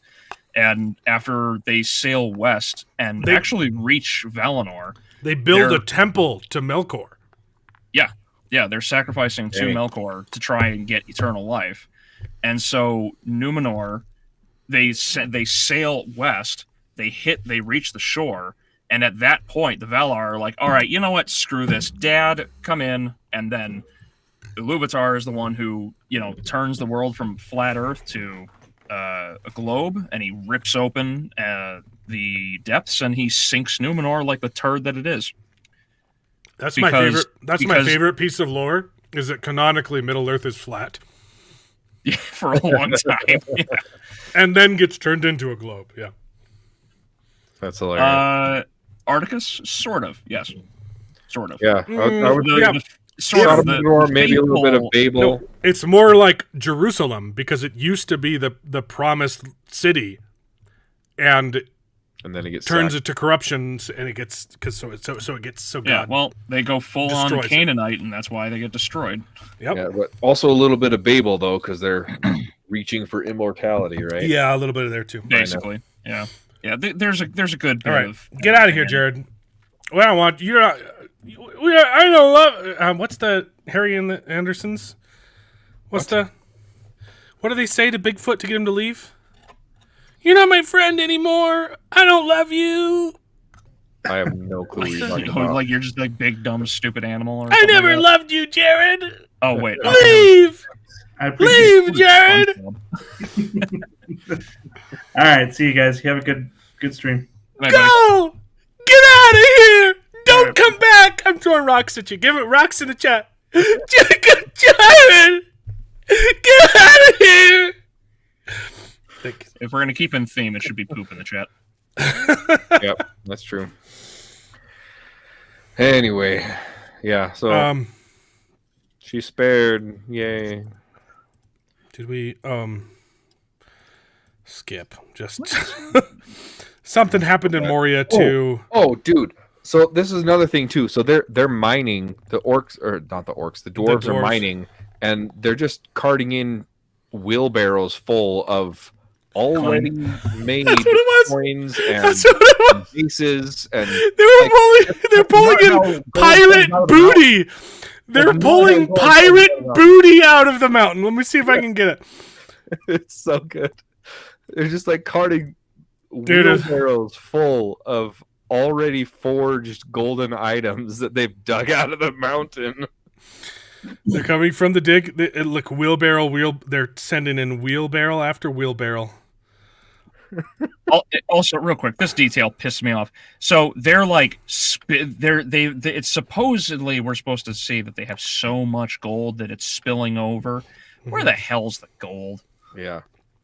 This isn't a wheelbarrow full of gold. This is quick. We need to even up the amount of things that we have. Look at that. Yeah. Also, by the way, can we talk about this 50% tax that the king just throws on everybody? Mm-hmm. Like, how is Durin alive? Yeah. Oh. Yep. There should have been a coup long ago, especially because he's just sitting on a whole bunch of dwarven rings that he hasn't given out yet. He's got these rings of power just sitting on them. He was about taxing the people like crazy. Also, I can confirm this is the exact same Leviathan. It is? It is the same one. I'm watching it right now. Same split jaw, same front horn, all of it. This is the same Leviathan. Here's some food for thought on your 50% tax rate. Do you know what the tax rate was on tea that started the Revolutionary War? It was 2%. Yeah. That's what I'm saying. Like, how is Durin even alive at this point? Like, Khazad Dûm should have collapsed from that They alone. tried to increase taxes by 2%. And we said, I think we'd rather die. And on Of course, tea, now of we all just things. take it up the tuchus. We're Oh, pretty yeah. much paying 50% taxes now. Jeez. Yep. Bread lines are a good thing. It's a good thing. I got that clip too. Yep. That's a good thing. That's a good thing. Anyway, In other countries, they don't even get lines. They just die. Gosh, Bernie Sanders. Anyway. all right, what else are we saying? He's not going to take it off. I don't have anything to prove to you. That was basically it, right? Oh yeah, and And then that's Sauron probably shows the up. other thing, too. I'm not going to give you more mithril, and he looks. Oh, I see. There's another fallen Maiar here. Ooh. Yeah, that he shouldn't know about the Balrog. Mm-hmm. And then another thing too. I don't know if this happens here or in a later scene, but the dwarves are talking, and Disa. What The Khazad what's Dûm his name? isn't supposed to be destroyed until the Third Age. Yeah. Well, they're Because, condensed. it's my- after Sauron gets defeated. Because Gimli talks about visiting there. He's like, "Oh, Yeah. I was just here last summer," you know. And he comes back. Wait, everyone's dead. What happened? A Balrog. Yeah. Yeah, the Balrog's not supposed to be alive for a long time, but anyway, Active. so Disa and Durin are talking, and he's all distraught because the king is not himself. His father's not himself. So he's not even the same man anymore. He's the exact same man that we've seen before the ring. Mm-hmm. He had beef with his son and was stubborn and didn't want to listen to him and freaking disowned him before he had the ring. Mm-hmm. And now all of a sudden he has the ring and he doesn't Well, want to talk to his son It's anymore. because they both flip flopped on their morals. Though. Exactly. Their personality is the same. Yeah. I'm like, it's the exact same guy, dude. I don't know what you're hell-bent, all bent out of shape about. He's the exact same stubborn a-hole father. Nothing at all has changed. They're just saying that it's changed for the sake of the story, so they have something. Oh, to complain about. I hate this line here. But real quick, before we continue, I think Articus just touched on something that's kind of important. Oh, which one? The last one, not the most recent, the one before it. So yeah, I was right. The sea judge sea Sauron judge in season Sauron. 1. Because it doesn't eat Sauron. So are we to believe the Valar actually? Well, sanctioned- Sauron yells at it, so maybe they were gonna judge him, and he did he? I just watched it. It Maybe. it avoids him. I'll double check it real quick because I'm pretty sure he stares at it and it swims off. Right. But yeah. But he has control of monsters and beasts, canonically. Yeah, but not So the Valar. okay. Is the Leviathan I don't know. a Oh, Valar or Yeah, is no, it, he just straight up looks at it and then it roars away. yeah. I think this is a bad implication. This is also a good point, though. Yeah, Sauron wouldn't want them to dig up the Balrog. Yeah. He doesn't want a rival. Yes, they would not be friends. Well, yeah, because the Balrog all worked. Well, not necessarily. All They- of the Balrogs served under him during the war afterward. After the War of Wrath, they all served him. They served Melkor, Sure. not Sauron. Yeah, but there's a couple. There are, aren't there? I could have sworn a couple Balrog actually worked for Sauron. I don't know. Maybe he No, had I someone under his haven't read it, command, so. But yes, Disa's just gonna but tie herself to a tree, Yep. lay down in front of the No. bulldozers. I hate that damn joke I made about how all of these people being nuts because they're actually environmentalists. Yep. Turned out to literally be true the next episode. Yep. Like, come on. Not only that, too. She sings. Okay, I guess it doesn't show we'll get it there yet. later. Okay, we already talked about this though. Yeah, this was actually had some really freaking good lines. There was another "give me the meat and give it to me" raw scene in this though. She was like, "Well, he wasn't going to do anything." Yeah. So I got down on my knees and I used my tongue to ask him if I could bring you the Muriel. Yeah. Like she literally pauses too, and you're like, "What?" Like this has to be intentional. There's no way you can write a line like "give me the meat and give it to me raw" and not know what you're doing. Yeah. C is always right. Yeah. Okay. This so scene here had me hollering with laughter. Oh yeah. As she basically becomes hilarious. the pigeon woman from Home Alone 2. Yep, but not only that, she's singing, and it was ridiculous and stupid, and I was laughing at it. But then she summoned a bunch of bats. Yeah, her singing is supposed to control rocks, not bats, right? Yeah. Well, I mean, they could shake the rocks, and the bats are scared. But dude, these are dwarves. Why would they be scared of bats? Exactly. They're like, "What up?" I love that she has to do the spin around in her chair too. Exactly. Like we don't know who she is. Like some dramatic reveal. Yes, it is I. I am halting your progress. It's like the acolyte, right? You know, hiding her face, but not her other extremely identifying characteristics. Exactly. But we know who it is, man. Is that meant to frighten us off? No. But what scene was this ripping off? This was ripping off. It's not meant. It's I mean, it's a cliche, right? It's not meant for you. It's meant for them, right? Wait, no. Isn't that God, is that Marvel? You can't defeat me. I know I can't. Yeah, but he can. Thor Ragnarok. That's Thor Ragnarok. I mean, it's been done in a lot of things. But that's all these people think about is Marvel, Harry Potter, and Tumblr. Nothing like a cave dweller being scared of bats. Not okay. Yeah.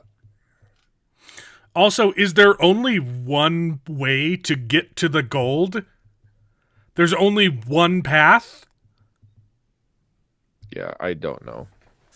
Also, are we supposed to... They're in a mountain! Okay, but these guys also couldn't figure out how to just clean up the tunnels they already dug out.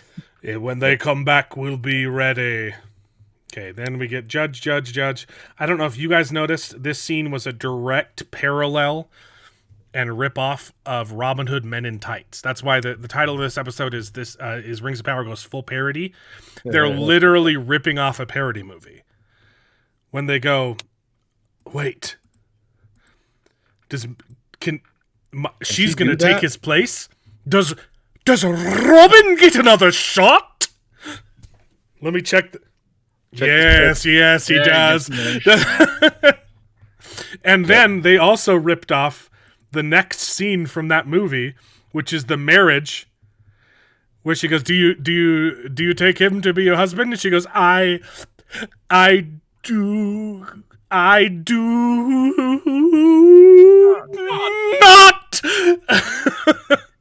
Yep.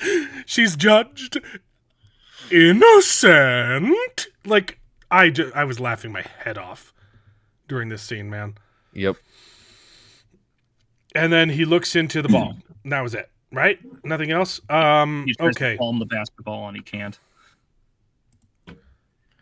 I really hate how like they can't keep consistent with Galadriel. Yeah, because we get the girl boss fight, and now here she's just a total narc. Well, nobody in Eregion knows you're coming, and by the way, no one from Linden is probably going to come out just yet because Elrond's going to come out, and they're going to beat you up, and I'm going to be saved, and we're gonna get you. But also, can you work with me so we can kill Sauron?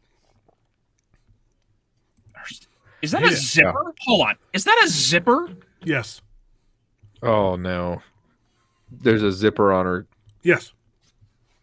Oh, son of a... blouse. How did I miss that? Yeah, Leg- I didn't notice that either. Lego my blouse. I mean, she's only been wearing this outfit for this entire season. Yeah. It's also been covered. Also, I love the reveal. Ripping off 2 towers. You're going to need at least 10 legions. I have thousands of legions. Like, how did they get here? They followed the map. They all had maps in their pockets. Yeah, because apparently only the orcs are the ones smart enough to realize you could use carrier pigeons. Which characters attracted to minors? Did he? I didn't know he was in the show. Which map did they follow? The map that Arendir finds in the orc pocket. Arendir finds a bunch of orcs. Was one of them a pedophile?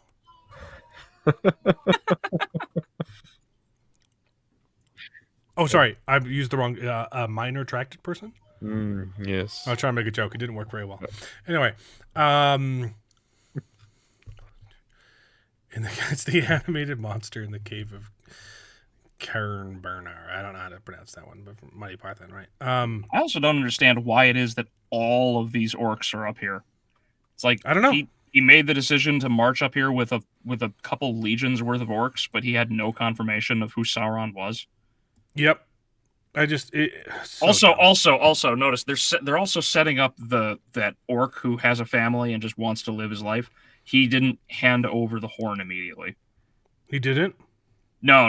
If you go back like 10 seconds. Yeah, he's hesitant. Yeah, he's You're hesitant. right. And Look Adar at- has to take the horn from him. We So don't you want to know- start a war. See, they're setting it up for the betrayal. So he's going to help Galadriel. You know it's going to happen. You're right. I didn't catch that. Oh God, what if he's kept?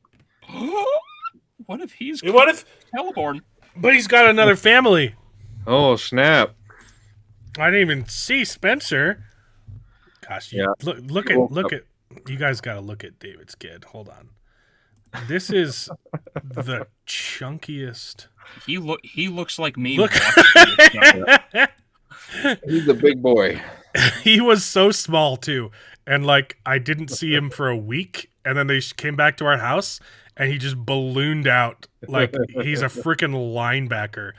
He's twice the size of my littlest girl, and she's twice as old as him. Yep. Wow. Yeah, he just turned 1. Big boy. It's not a 1-year-old, man. It's a monster. Yep. Oh my gosh. I love that kid. Anyway. Yeah, so they're setting this up. You know it's going to happen. Yep. You're right. I think you're. Yeah, I missed that, right. man. And I had to watch this episode on the TV. Normally I'm like multitasking and starting the edit while I'm watching it, you know. I'll put a meme here, But my kid was playing Minecraft, ruined my computer, and so I had to watch it on the TV. Yeah. Hunchback, yeah. Harder. And then we get the best scene in all of cinema that's never been done before in fantasy. Sauron is hiding the war from Celebrimbor. He hasn't even started the Nine Rings. Yeah. The city is already under siege. There's absolutely no chance that like his workshop tower gets hit by one of those flaming Right. catapult balls, right? It's only like the centerpiece of the entire town. Sauron is an idiot. He is really, really bad at his job. Well, and he also called the army in the first place. Yes. It doesn't no make sense. any sense. None of the character motivations make any sense. Crazy how time all of a sudden no longer matters. How long does it take to make those rings? It's going to take... they're going to be done Weeks. He's been between working on episodes, them dude. for weeks, right? Yeah. Mm-hmm. Yeah, He's just gonna, to make at the start of the next episode, he's going to have 8 of them done, and he's working on the 9th and final one. Well, I think they make them all simultaneously because of their little contraption that divides up the ore. But he also has to do it all by himself now. Yeah, right. Yeah, but Sauron said he was going to do it by himself. I don't understand. Yeah. Roppy's... And then they threw all that out the window. Yes. I just... None of it makes any sense. I just don't get it. Rings of Power is poop. It's all in theme. So he's got this mithril that's probably not mithril because it showed him cutting his hand, and then the next scene he had mithril. I don't know why that would make better rings if it's Sauron blood. I don't know. None of it makes sense. Blah, blah, blah. Use it, my friend. Take it in your grasp. Okay, so then we got the scene to end all scenes. The best scene in all of Cinema was... there's the white elf that just got laid with the black guy. Yep. Okay, this is what everyone on Twitter... You saw my video, right? Calling them out. This is what everyone's like, oh, this is peak cinema. Mm-hmm.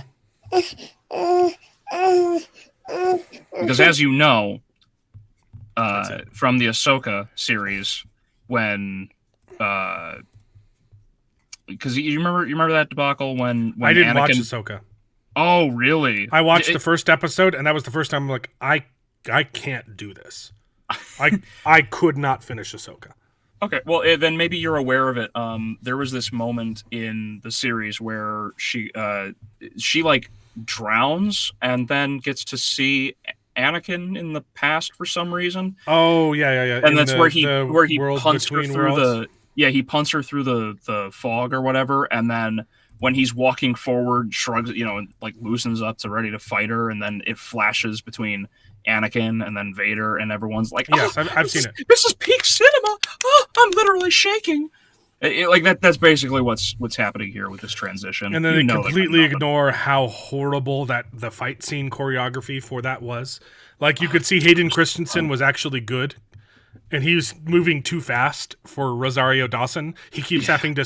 He gets there and then slows down because she's not in place yet. Like she was awful. I cannot believe they cast her as Ahsoka. Yeah, she's a good actress. I like her, but she was not up to par. You know what I wonder? I wonder how much time they had to film that series, because it's the same thing with like the two major fight scenes. They spent more money on that show than they did on Obi-Wan. So and Obi-Wan was a masterpiece, because as we all know, a bunch of adult aliens can never actually chase down a 5-year-old. So anyway, this was the best scene in all of cinema. Incredible, amazing, show-stopping, spectacular, totally unique, and never done before in fantasy. I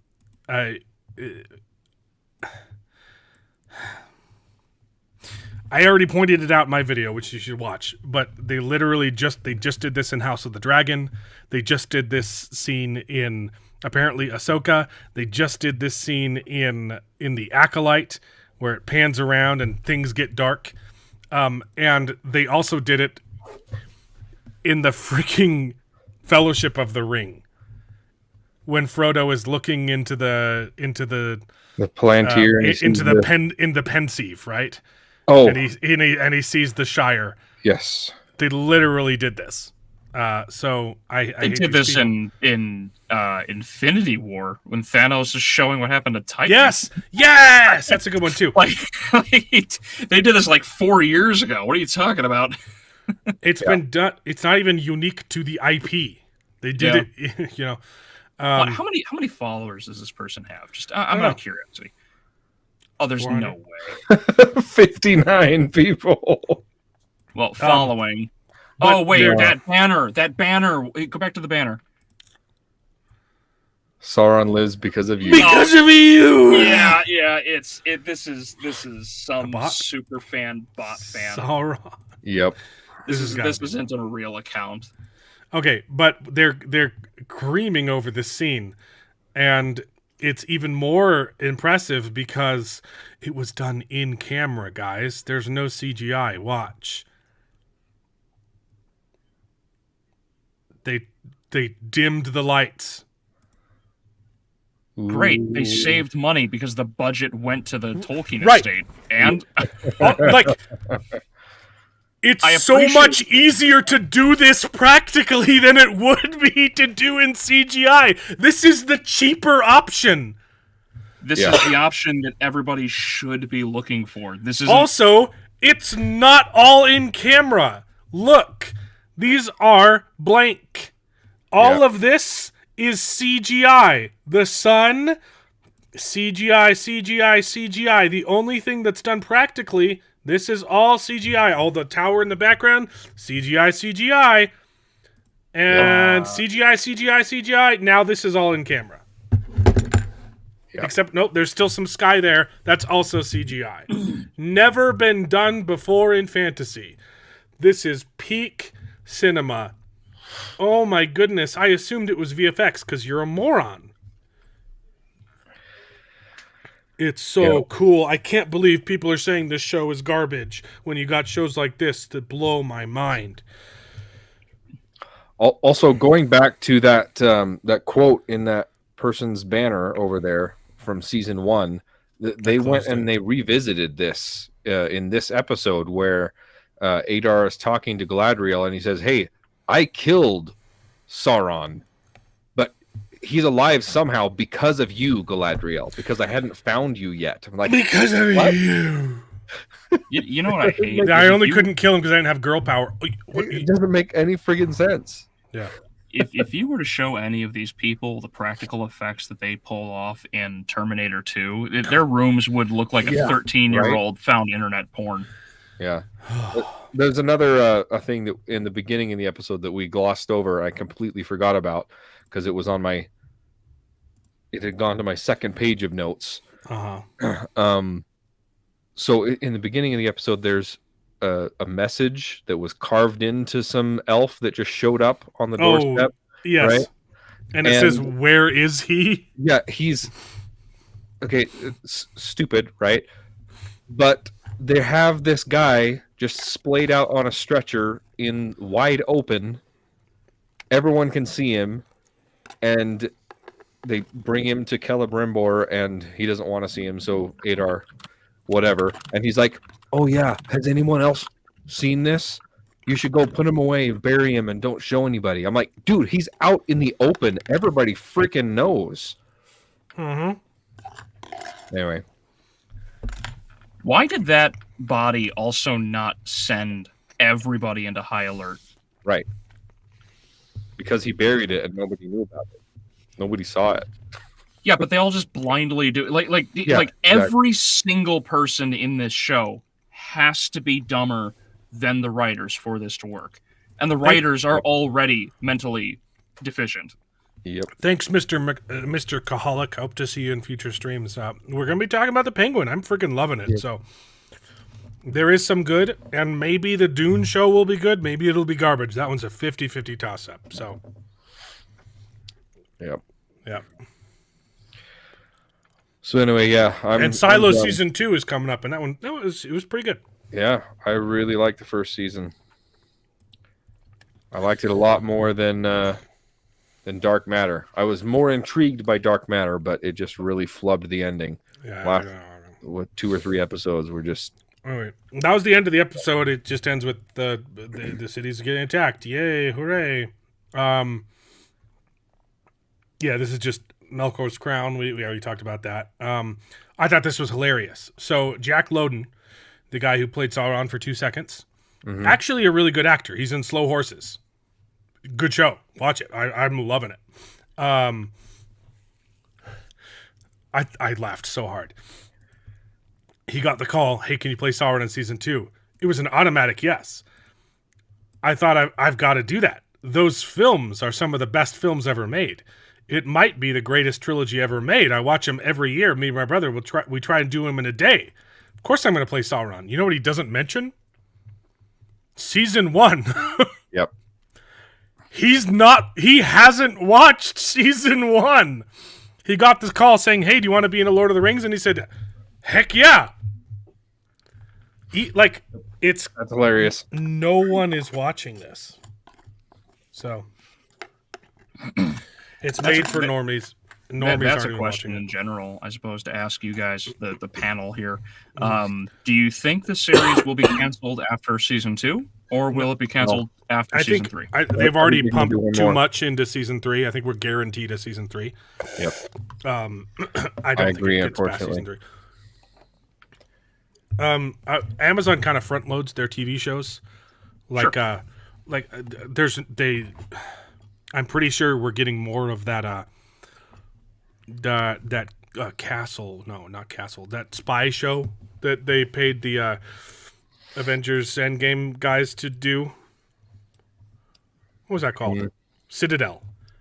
Oh, Okay. okay. No one watched it, season 1, but I think we're still getting a season 2 just because they front load their TV shows. But yeah, we're gonna get a season 3 of Wheel of Time, even though it definitely doesn't deserve one. But after season 3, that's when you really have to.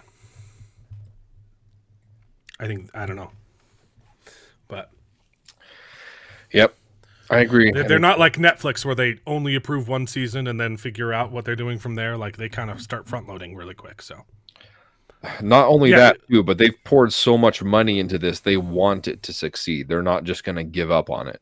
They're going It's to not that they want, they need it to succeed. Right. I'm pretty sure they've already filmed Wheel of Time season 3. It was in production a while ago. So Agatha or She-Hulk? I don't know. Is it I'm like hearing which one's Agatha's worse? I atrocious. haven't watched it. I don't care. Yeah, She-Hulk was She-Hulk's pretty probably bad, worse. This is actual promotional material. You telling us he's the villain? Yeah, that's kind of the problem. Anyway,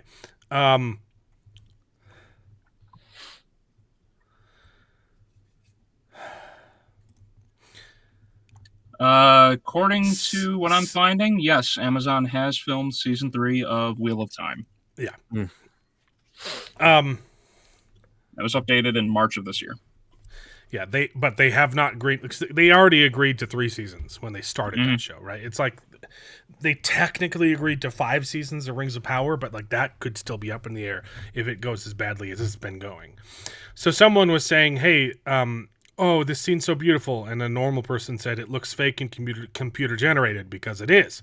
And then someone responded, "Yeah, I love this computer generated scene. They filmed on location." You know what doesn't show up in the TV show? Any of this. Because they filmed on location and then covered it up with CGI. Yeah, if you do any of the wide shots, Look at this. That's really bad. Yeah. Yeah, it looks it. Yeah, there's a blur. There's a bloom effect around. This also is not in this the is same all level. dude. This is That's all all fake. added. Yeah. This It's is also real not- right here. It's not in the same level too, because if they're saying that there's a hole that bores down at the bottom and goes out to the deep sea, It it wouldn't would be at the same level as the sea. yes. If it was washed in from the tide, then yeah, you can have a tide pool up here, and the sea level is down there. This shot But is it's- what the yeah, water in this shot above. is so fake. The rest of the sea. But Why is that water splashing around as much it's as the because sea outside of it? because this is right before they shoot her out. Yeah. So it's agitated. I do not. That's this scene right there. So anyway, hate it. It's so viewership already dropped 50% between seasons, and just in the first It's already in Acolyte territory. Good lord. in the first 3 episodes, Yep. it's lost another 50%. Wait, wouldn't it be 4% or 4 videos? Because I thought they already did this. Oh, comparison. right. Sorry. Wait. It's 3, Doesn't it's that make 3 worse? weeks. It's 3 weeks, but it's 5 episodes. Yes. That's even worse. You're telling me across because the comparison Because they that came dropped out- 3 week 1, then Yeah. 2. Oh no. Yeah. No, No, sorry. I can't get 3 weeks is 5 episodes. In the first season, they already did this because when they released the numbers, which was like 1.8 million or whatever, it was 2 episodes across 3 days. And then this season, it was 3 episodes across 4 days, and it was a 50% decrease. Yes. So what you're telling me is the number has dropped even more? Yep. Oh, wow. All right, what are the numbers? I didn't actually read the article, so I don't know if these are good. But still losing to Secret Lives of Mormon Wives, and apparently, I gotta watch The Perfect Couple. It's getting billions of views. That's nuts. That's insane. Selling Sunset is getting more views. Wow. I haven't heard of any of these. Oh, actually, Bad Monkey's pretty freaking funny. I'm liking Bad Monkey on Apple TV. It's just Vince Vaughn being Vince Vaughn, but it's a buddy cop murder mystery, and it's hilarious.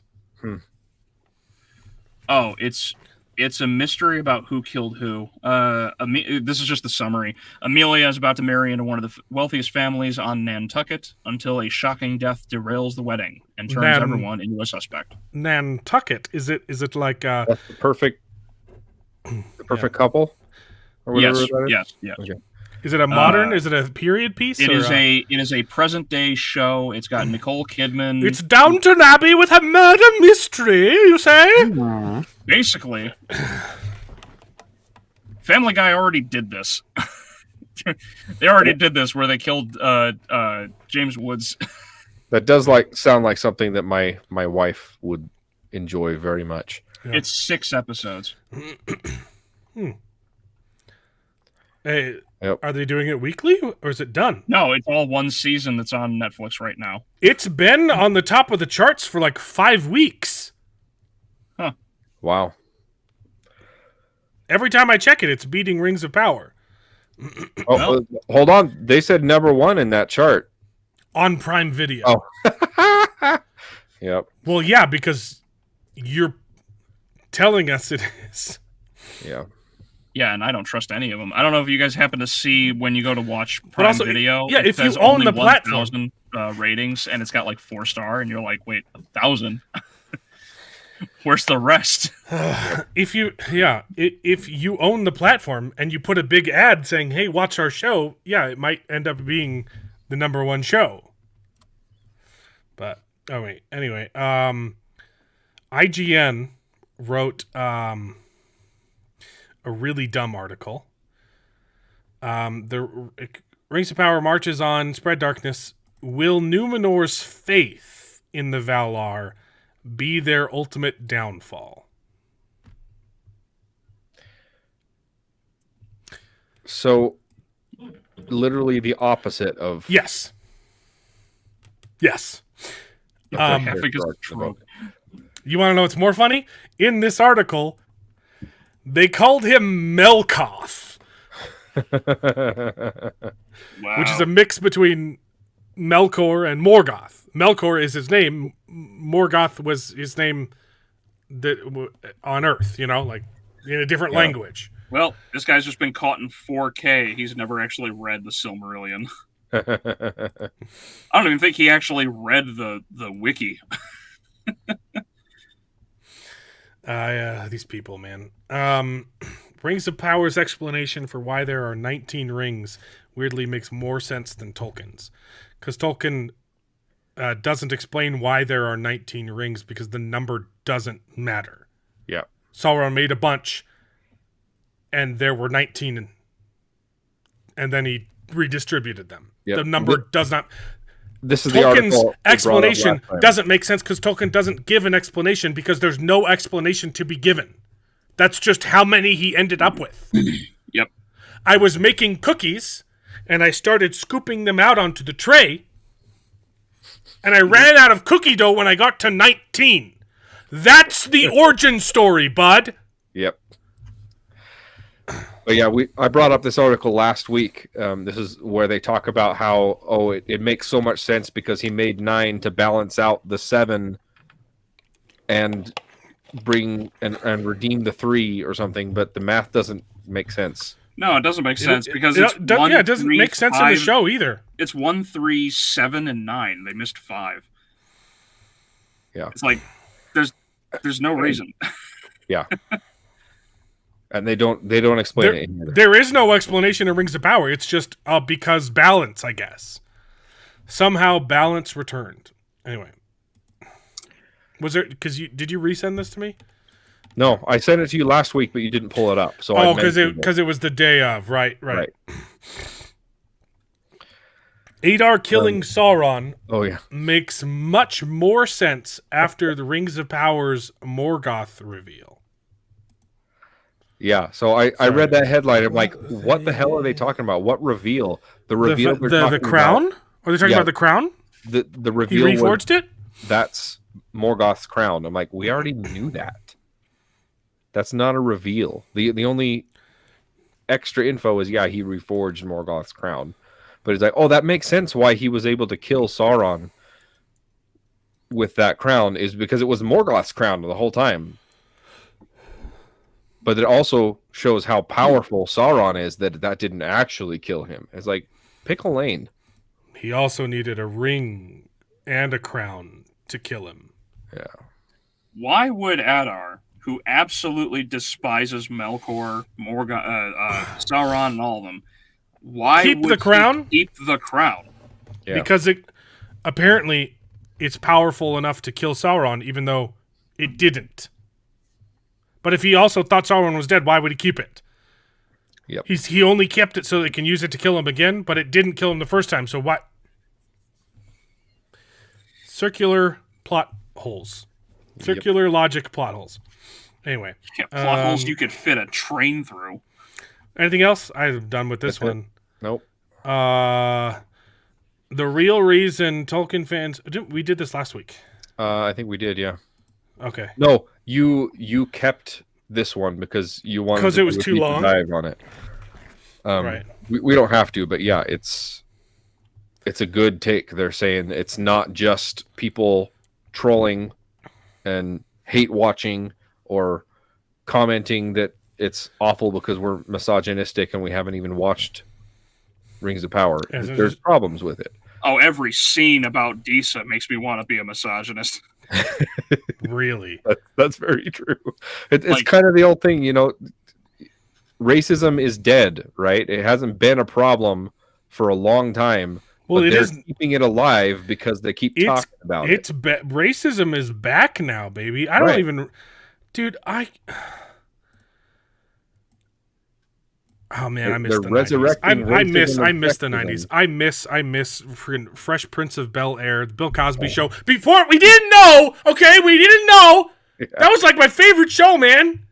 Half of the shows I watched were all like black leads, man. Yeah. And I didn't care. Yeah. I just liked it because it was. My wife and I were on vacation a couple weeks ago and we put on the TV and Fresh Prince was on. We're like, man, I forgot how good the show was. Yeah. It's really can we also like, I think it's hilarious that we have to pretend like no one has ever used a racial slur in their life.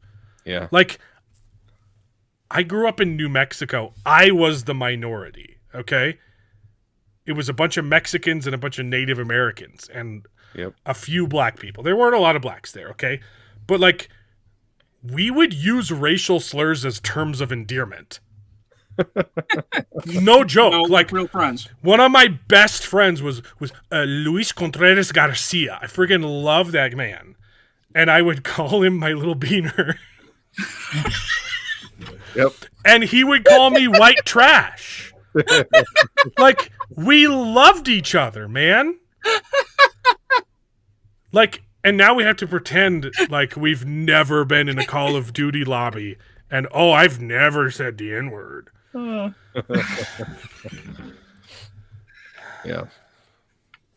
It's ridiculous. Anyway. Yeah, not that it speaks It's only to, relevant now because they brought racism back. Yep. Yeah, there was this really really funny video. So I'm already really not a big fan of Your Movie Sucks. I think Adam is way off base on a lot of things. But he used to be rock solid, man. I still watch his videos. He has gotten in the last maybe like 3 or 5, probably 3 years. It's been more recent. You can see he's letting more and more things slide if he agrees with the politics, and you're like, yeah. You used to be really solid, man.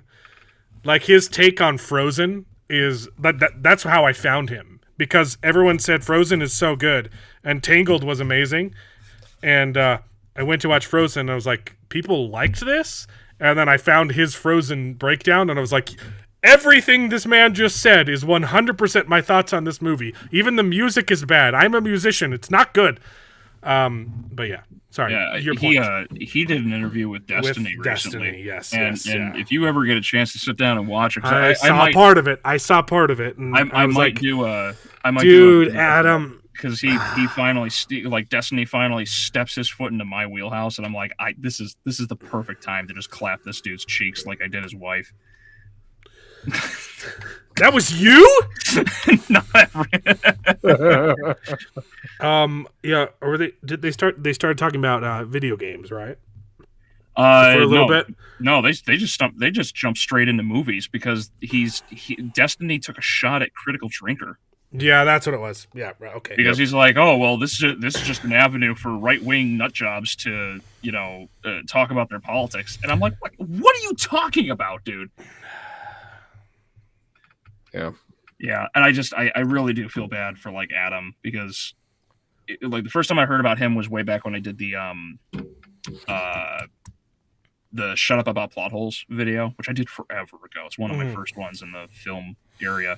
Oh, you check that out. And he had a really good video he had a really good comment about how Patrick Willem was like, but plot holes don't actually matter. Quality of writing doesn't matter. And Adam commented saying, well, it actually does, because what you're saying is that all of the hard work and effort that people put into making genuinely good scripts does not matter so long as they put in effort, so long as anybody puts in effort. Yeah. It's the same, ridiculous, like socialist, everybody gets a trophy kind of thing. He used to go on EFAP a lot, right? Yeah, he's been on an EFAP a good number of times. And then I think, I don't know if there was a falling out. I think it was just that Adam kept saying really stupid shit, and then they were just like, "Yeah, you're an idiot." Of course, they're always open. Oh, they're always open to talk about things too, which is wild to me that like Adam hasn't been on there. Yeah, I'd have to go looking. It's been a while since I've watched EFAP consistently. I've never watched a full episode. I've seen like highlights. That's about us. It's. You don't need to pause every frame, guys. I know that's the name of the show. It's a little bit too much. Well, they absolutely have a lot to talk about. It was funny watching they were talking about Black Widow on one episode, and in the middle of it, Rags is just like, hold on, my brain just caught up with everything that you guys are saying. You do realize she kicked the door while they were driving forward into the sign, and the door slingshot backwards to take out the bike, right? Wow, they did!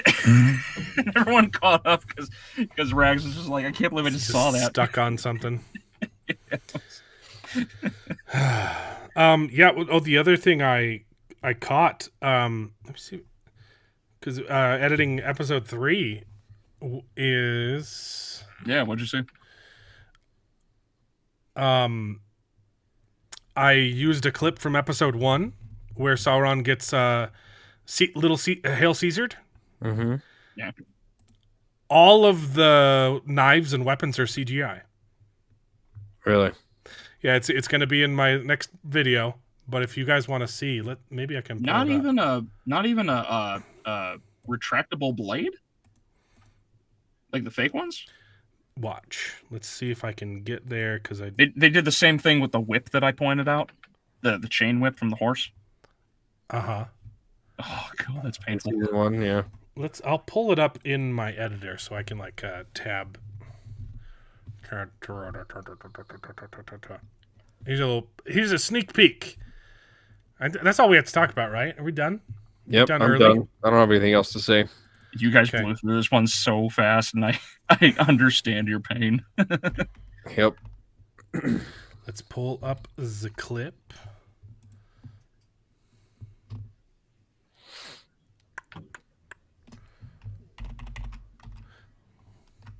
Let's see if I used to do this with my old editing software. I've never tried to do it with DaVinci Resolve. Is that in slow-mo? Okay, I've slowed that down.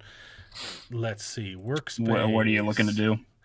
Share the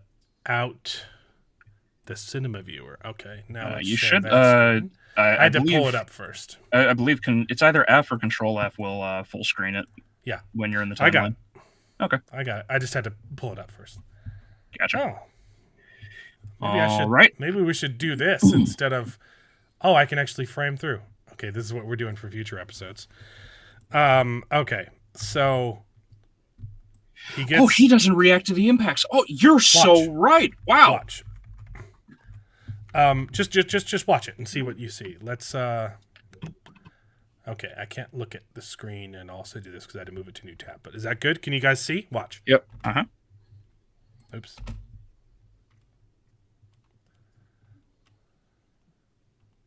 Huh. The sword never made contact. There was just a dude, spurt of It was blood. just like a little jab, like he was The sword throwing a needle or something. clips out of existence. Watch. He goes to stab. Stabs. Let me actually. You should just be able to use the arrow keys to move frame by Yeah, frame. I've already slowed it down though. Hold on. Control. Oh. Why can I not retime this? My shortcuts aren't working. Anyway, I'm going to retime it to 1. Okay. Yeah, just do 100% and then pause and frame it. Yeah, I just already slowed down the clip. So now when I key through, I have to push 5 times to get to the next frame. I gotcha. So watch. He goes into stab. Bing. Yeah, you're right. What the heck? And he's stabbing at a different angle too. Watch. So he goes in, and then it pops back up. Pop. Yeah, it's like he's sewing a needle. So they all were on stage just going like this, stabbing in different directions, and then they're just, we'll fix it in post, right? So he goes in to stab, disappears, and then he does it again. Watch, at a completely different angle. He's going in for like a low stab, and they're like, "Oh, we're gonna do a different kind of stabby." Watch. Like he's going in for a slash, and they're like, "Oh, we're gonna turn this into oops, your knife is gone." What the hell? Like this is the body.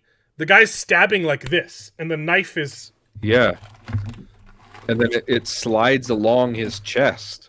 This instead is of Sauron, staying the impact. and this is the guy. He's going like this.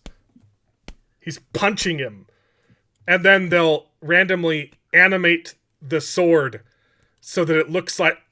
Sometimes, Yeah. that's what happens later. In the aerial shot, it's worse. But thumb through to the next frame. Yeah, with the blood spurt. He slides along his body. Yes. The blood clips through the arm. Go back a couple. Yes, right it there. does. Right. A couple forward. There. Yeah. There. The blood clips through the arm. Yeah, it's just bad. I mean, it's Wow. blinking, you miss it stuff, and then this is the only time you see him actually get stabbed, and it's 100% CGI because it's just close up. Okay, watch this. These orcs are standing up, Yeah. and they're going like this. And their daggers are somehow making contact with a guy on the floor.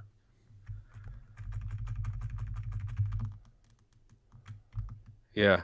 Oh my goodness! That big guy. That big guy is not even coming close. Look at this guy. He's got a little dagger, and he goes, and then they animate it to go. Oops! It's making contact. Yep. It's making. Watch. Look at him go. Yep. Ping. His arm is over the other guy's shoulder. That's Sauron. hilarious. He's standing up. He's a taller orc. Sauron is on the ground. Wow. Yep. Ding. Ding, ding, ding, ding, ding. It's so bad. They couldn't even trust like rubber swords to do this job. Wow. Isn't that nuts? Isn't that freaking nuts? This is the epitome of bad filmmaking where you're just like, I don't know, just run around him and we can fix it in post. We can fix it in post, my boys. Anyway. Wow. Well, that's it for this week. Looks like Alex Green is whipped, and so he couldn't come on the show. And we'll have to talk about Penguin next week with him. I don't know if I'm going to make it tonight. I'm going to try and stay up and edit. Who knows how long I'll stay awake. I'm 5 minutes into part 2. I'm so behind. I'm so friggin' behind. I keep getting sick. I have a sore throat right now. I have no idea why I'm sick all the time. It's insane. I've been sick every week since Rings of Power dropped. And it's like my busiest work schedule ever, and I've been under the weather the whole time with 4 different sicknesses. I have no idea. Honestly, I blame the jab. Ever since COVID, I get sick all the time. But anyway. Anything else to say, Albilio? Albilio? He's muted. I don't have anything else. I'm done. Just consume. I will go watch Penguin, though. Seriously, I can't stop thinking about Penguin. I loved it. And there's a shot at the end where like his plans all come to fruition, and he just starts laughing to himself, and you're like, ooh, baby, I like it. His mom is important too. Like his mom manipulates him too, and like you're my good boy, and like, ooh, it's real. It's spicy, baby. None of my kids got sick this week. I'm the only one who got a sore throat. I don't know where it came from. Yep. They're just carriers. Yep. Still muted. I don't know if he's having trouble. My wife? Nah. Look, my wife doesn't cheat on me when she's pregnant, so I don't know.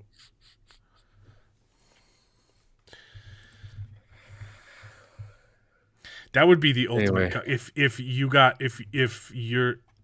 If your wife cheats on you with destiny, that's like the ultimate. I'm not a man anymore, right? Full circle. I don't know if Albelio's coming back, but make sure you check out his channel. He finally got his video published after, I believe it was 53 uploads for episode 4. Dang. I'm back. Apologies. Hey. Yeah, that was the joke. Mark. You caught it. Yeah, I've got nothing else to say. Yep. Don't you hate that, like, the best thing Amazon's made is Invincible? Yeah.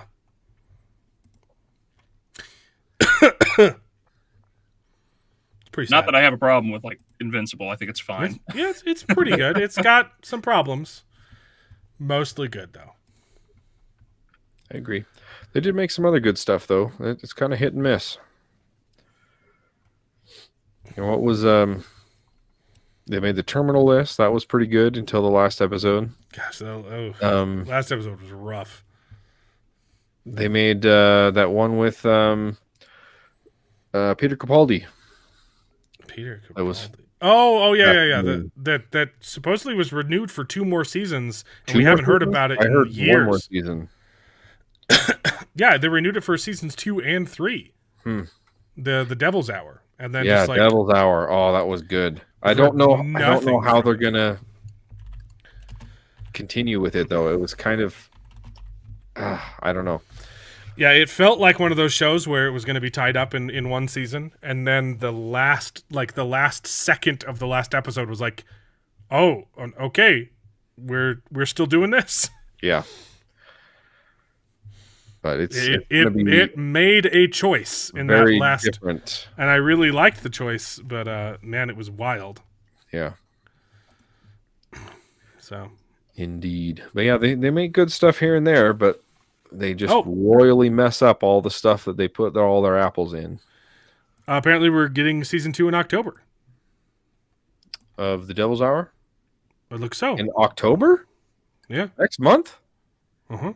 It's a good show. Yeah. We'll have to tune in, see if it holds up. Yep. January season or part 2 of Castlevania Nocturne comes out. Gross. I don't want to hear those words. I don't think a lot of people wanted to hear those words. Yeah. Oh, and then I'll be there. That was another one. Is what's the other one that's not Castlevania? The other animated one they have that's good. Arcane. Yeah, Arcane. That's Netflix. Oh, you're right. Well, Castlevania's on Netflix as well. They did Vox Machina, which is okay. Vox Machina. Oh, gotcha. It's got problems for sure. Yep. I'm happy for those guys. They need to do a little bit better at cleaning up their rampant narrative. Yeah. But anyway, yeah, next week we got more Penguin, more Rings of Power, and I'm still not watching Agatha. You can't make me do it. So there's that. And then next week is Joker 2, apparently. That's a thing. I heard that's gonna be really bad. Yeah, I haven't seen any of the trailers for it. Yeah, I mean, I've the heard first Drinker one was talking good, about it like super early, and people are like, "Yeah, it's like legitimately not good." So I'm a little concerned. I was concerned about the first one and massively shocked, and I'm more concerned about this one. I don't know why you'd put Lady Gaga in it. I don't know why you'd make it a musical. Musical? It's a musical. Yep. That's weird. Yes. I don't know. Who's Lady Gaga playing? Is she Harley Quinn or something? Yes. Okay. Honestly, that might work. I don't know. The musical choice is really weird, though. Yeah, well, we'll see. It's supposed to take place afterward. He's presumably in the psychiatric ward, and then she comes along, and they get together. And I don't know. I'm not impressed by Gaga when she acts. Yeah, she is definitely an odd one.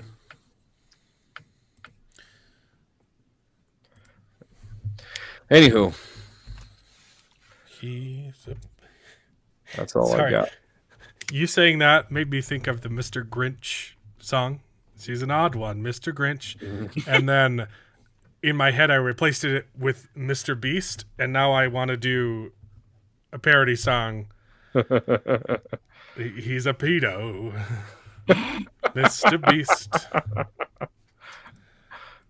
Has he been accused of that, or is that just his people that he associates with? Enabling it, really. Yeah. A bunch of people around him. Yeah.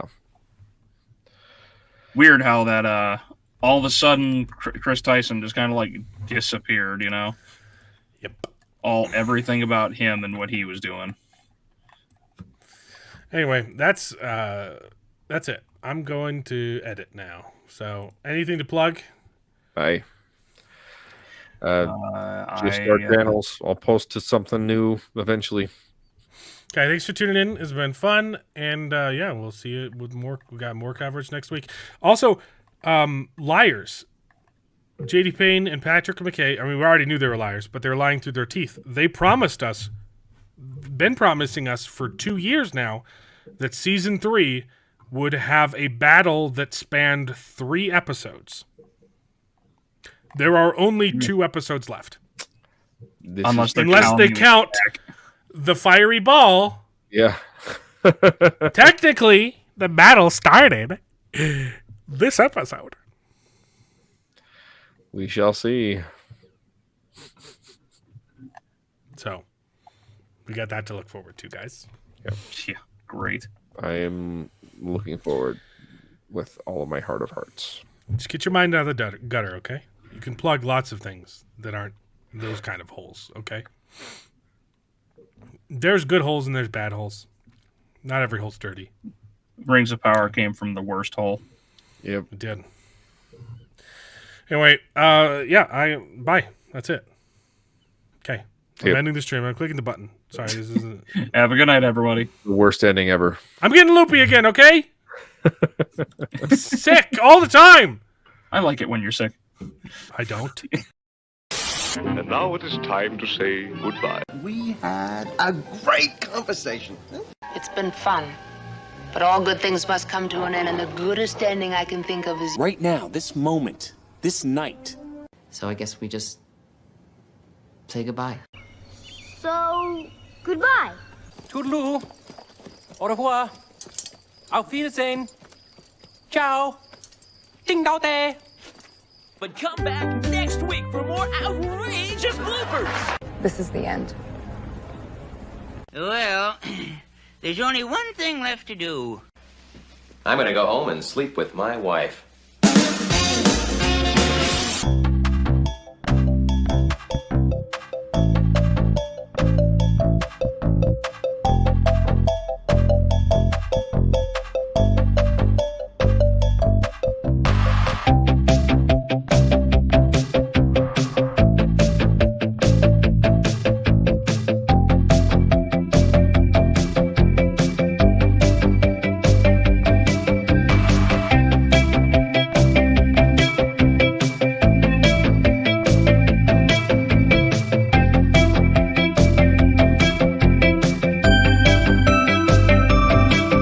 Well, I hope you enjoyed the video. If it's true, please take a minute to subscribe to the channel, and you can join us along for the ride. And if you pay me, I'll try to be more entertaining, so please consider joining